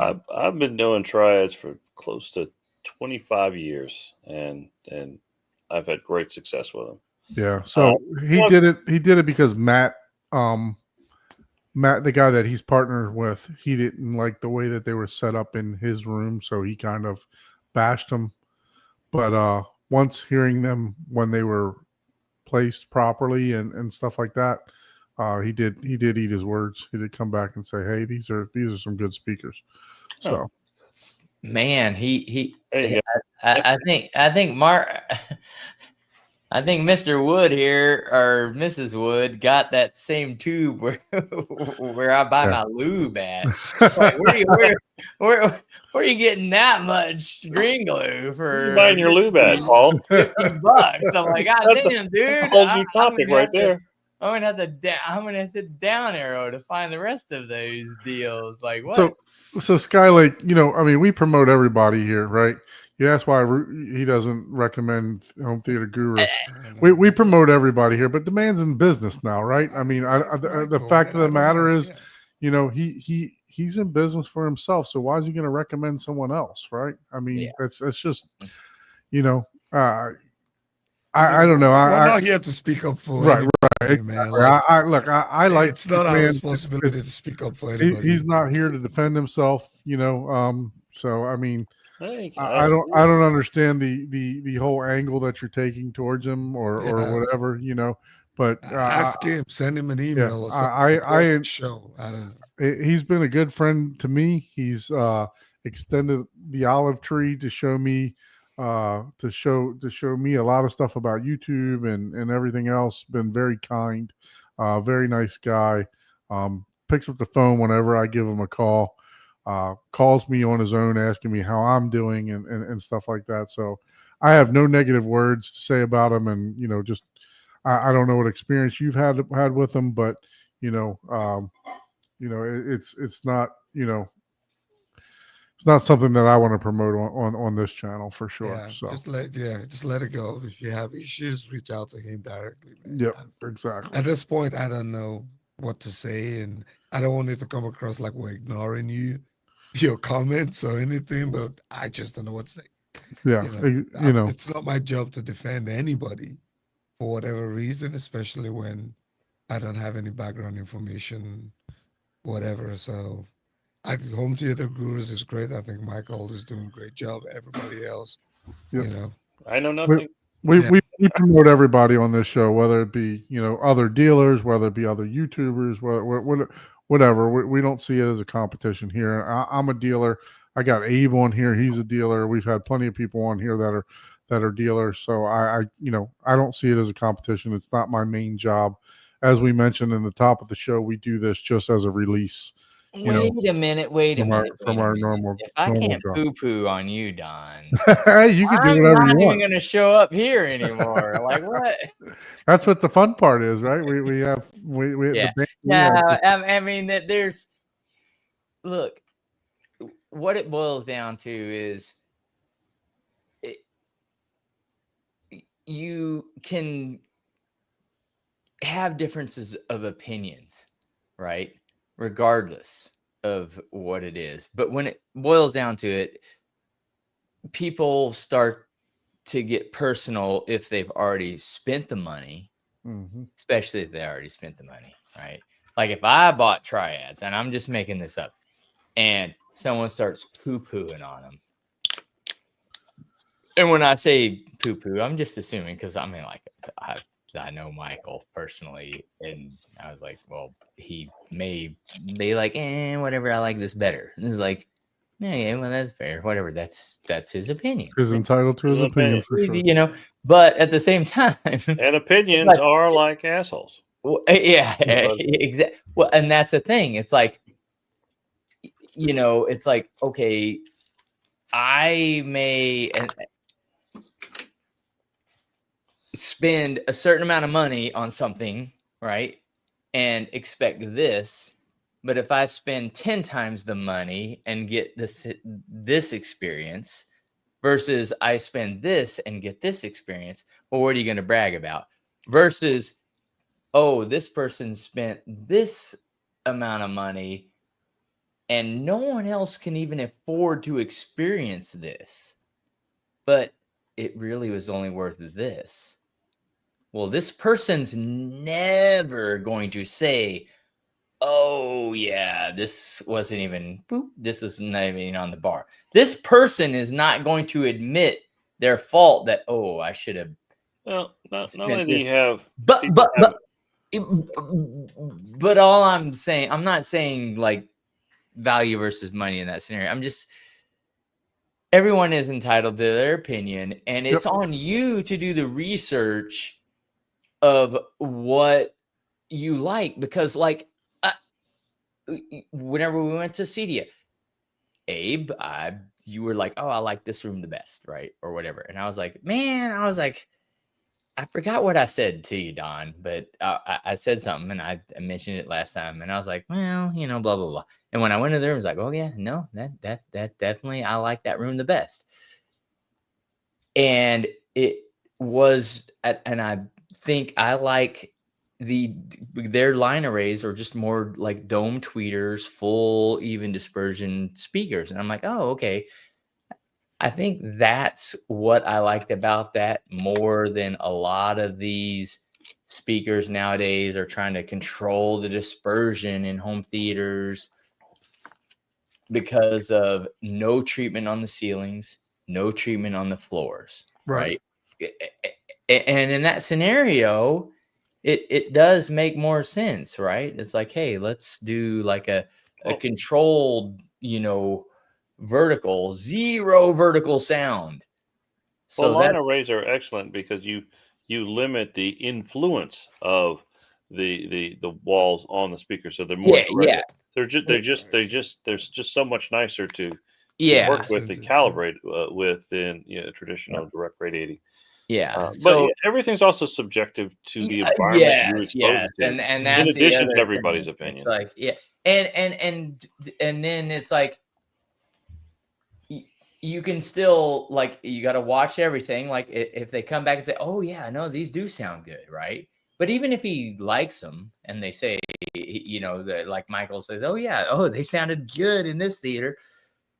Well, okay, but you're not going to promote something. Or are you going to just put it down to super simple? Like, hey, you got two things that are basically equal. if I tell you about this one, I make $100. If I tell you about this one, I don't make nothing. But they're equal. Mhm. In all aspects, they're equal. Which one are you going to tell someone about? Yeah. And- I mean, it's and- business. That's all it is. If you buy this one, my kids eat.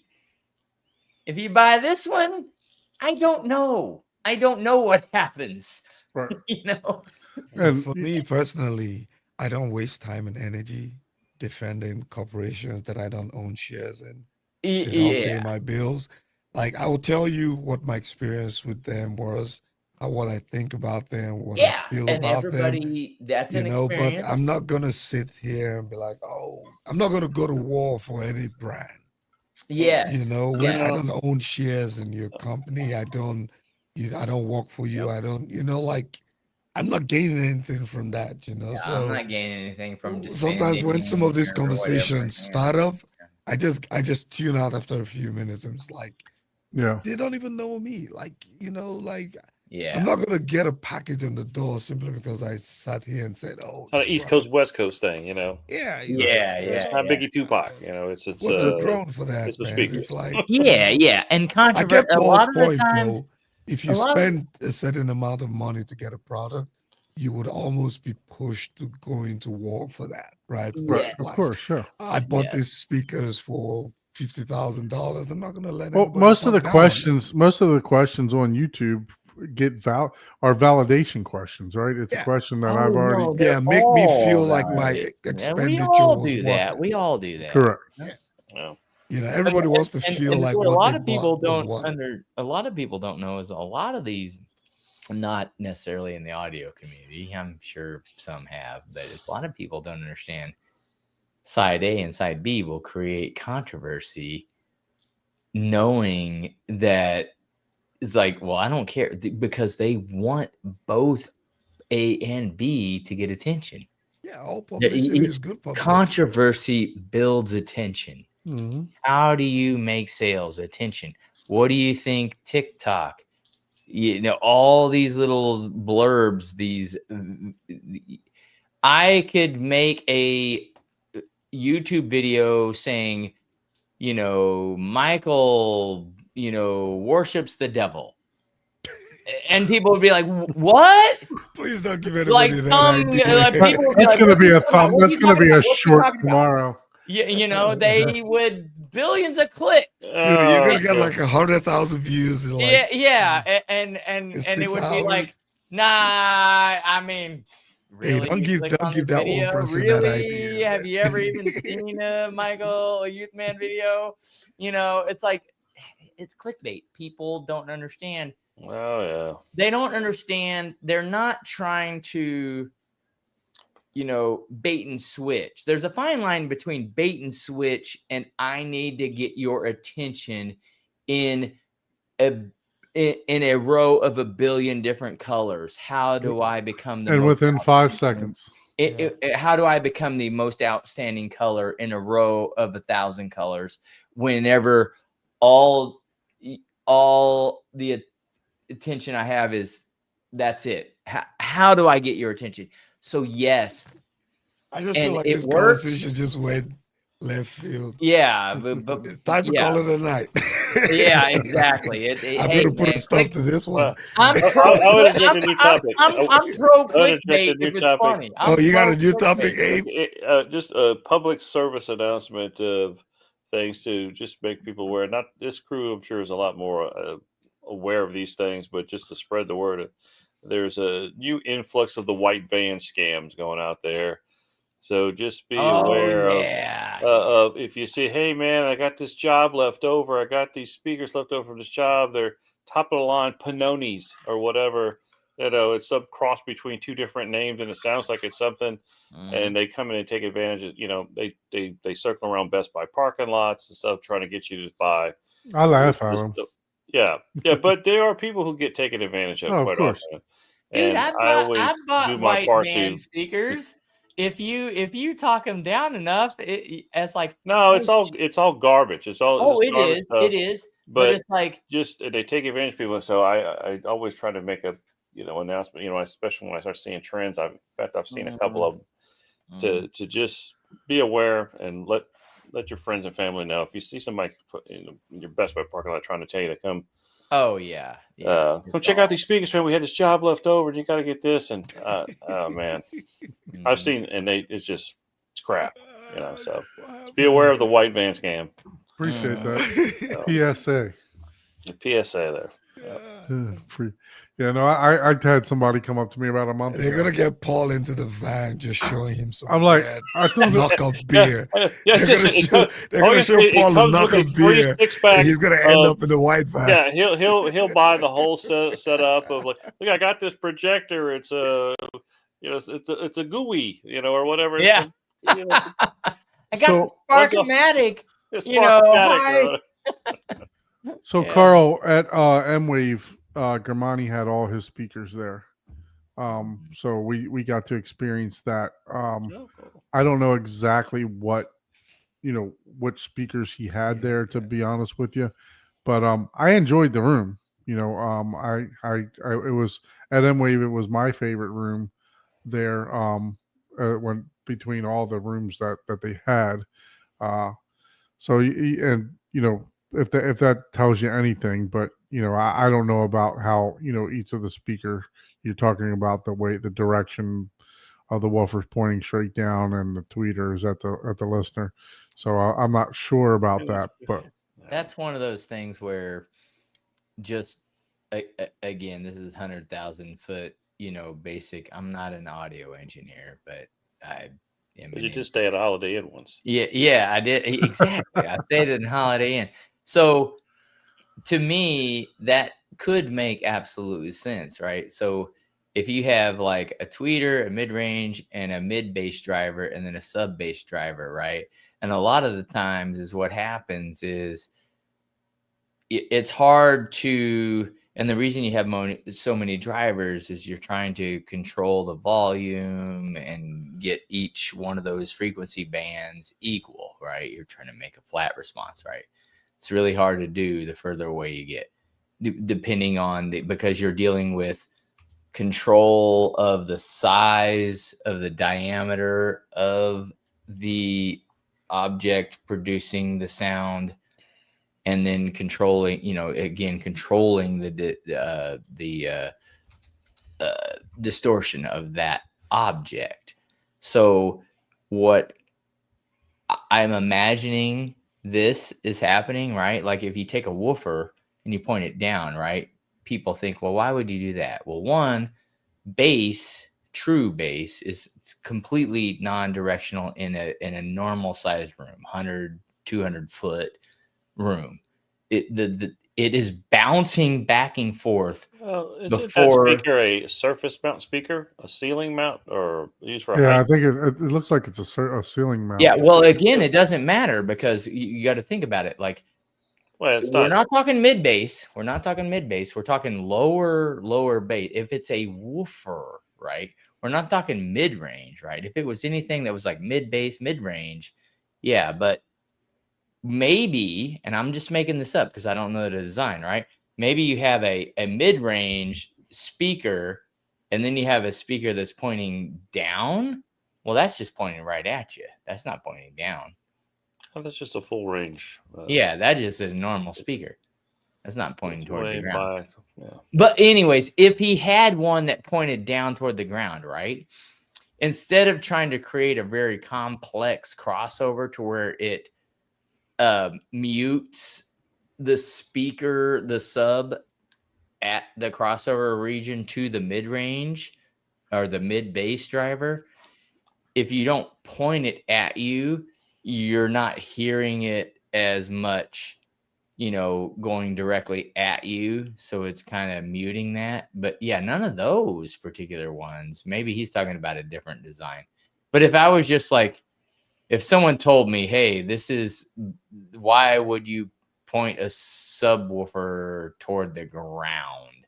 It's like, well, that's almost masking or neutering the mid-range frequency, but none of those are doing that. Yeah, these are like angled. So angled's totally different. That's totally different science going on there. But you're never hearing a subwoofer from the source because it's bouncing in the room. It's omnidirectional. It's bouncing in the room 3 or 4 times before you even hear it. So, Carl, are you talking about these ceiling height speakers, the W's here or the WDs? What? Oh, where that's? Yeah, it's a surface mounted, like on wall, on ceiling. Yeah, that's totally different. Yeah, that's just more of a directional choice there. Unless, are you trying to make that your mid-range and that just might be the way they cross it over, So just the W. Okay, let me click on the W and see. Yeah. That's just a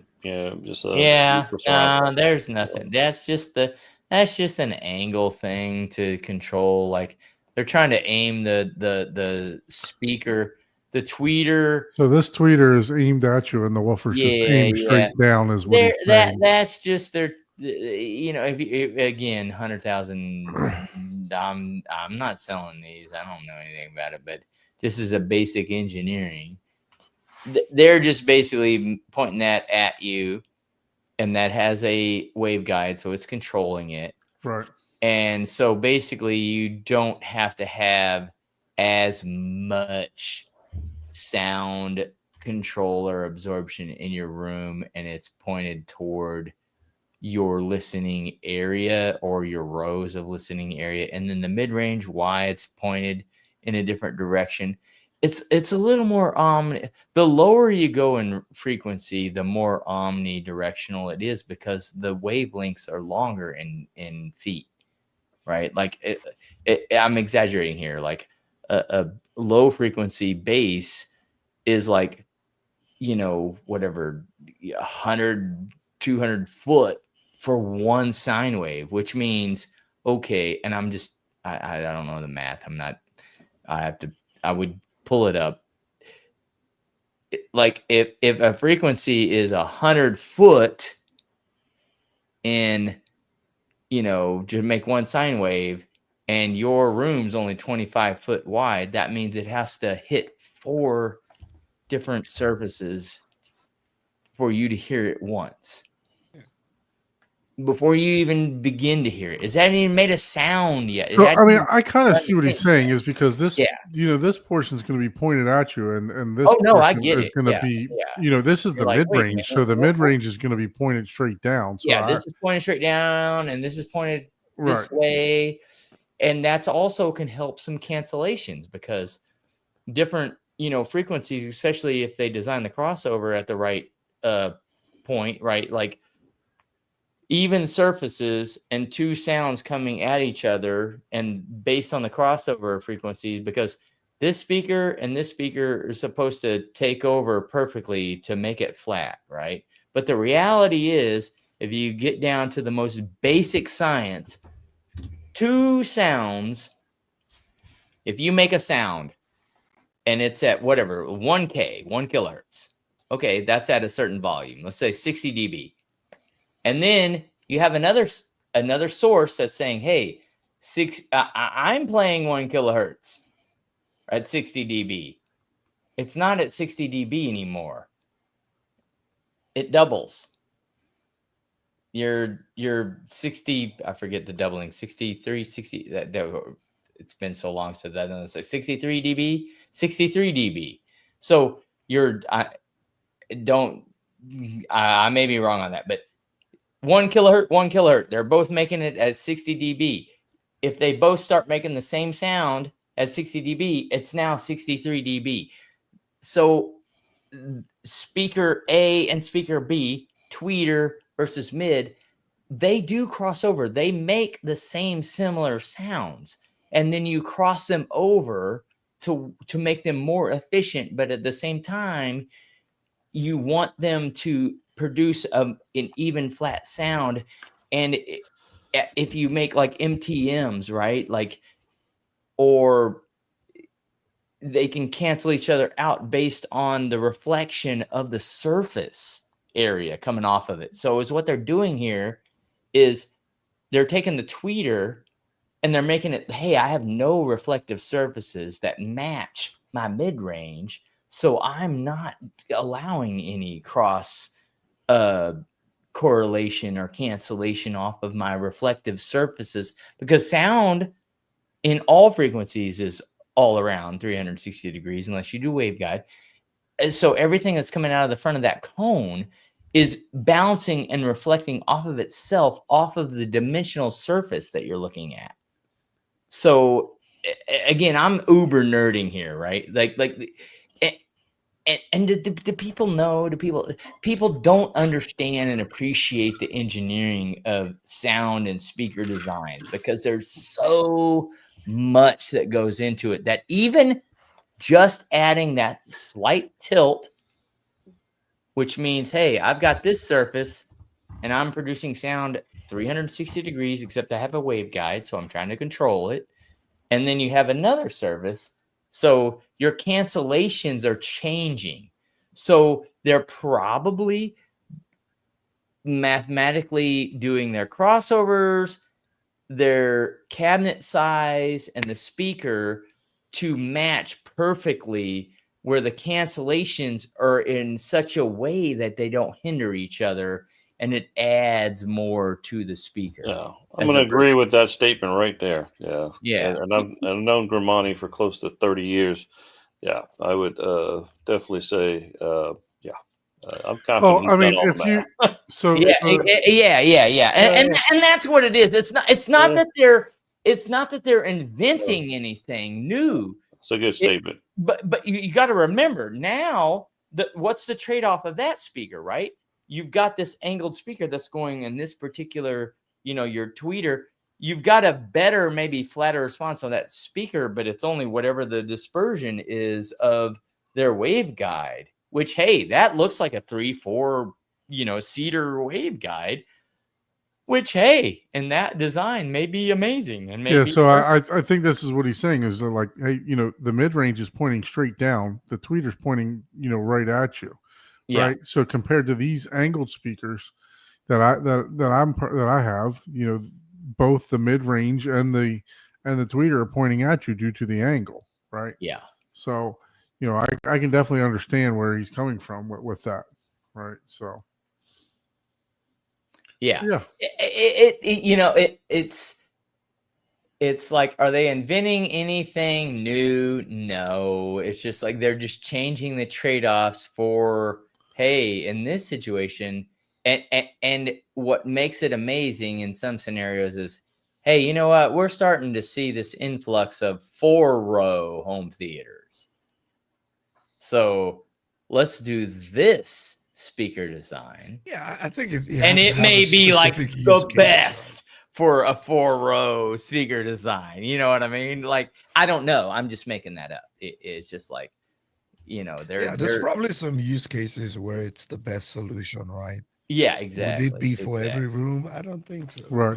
And even Derek's saying they're for smaller rooms. Yeah. And knowing Grimani, he probably wouldn't even recommend it if it doesn't meet. Yeah. And that's the other thing. You, Shoot, that might be one of their cheapest speakers, man. I don't know. I'm just saying there is a reason for the design. It's whether it's a large or a small installation, that's tough. Exactly. The lower in and that's what I was mentioning. The lower in frequency you go, the less directional it is. But that's a whole, it's like, hey, oh man, you have to do the math, Kyle. You're gonna have to go to school and get a PhD. Dude, I don't know. No. Dude, I've got Chat GPT to do the math for me, and AI can do all the math for me now. I just tell it, hey, this is the calculation I'm trying to do. Should I actually I use Chat GPT for work because I had a customer trying to put, unfortunately this customer's place has I'm not going to mention it, but this customer's place has an infestation of roaches, right? Got bugs. And they wanted to wait 45 days. So I used ChatGPT to generate me a chart for 45 days later and sent it to him. He's like, all right, come finish this tomorrow. Did you like multiply the rodents like from Dude, day yes, one, that's 500, day that's two, exactly they have what 2 it is. babies. Because there's certain things that you could do that on your own, right? But it Right. would take you a It lot. took me 2 seconds to do it.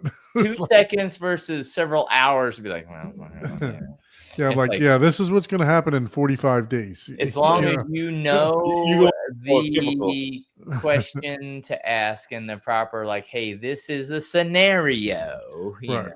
And that's a hard part. Like, you can't just throw like, hey, ChatGPT, design me a speaker.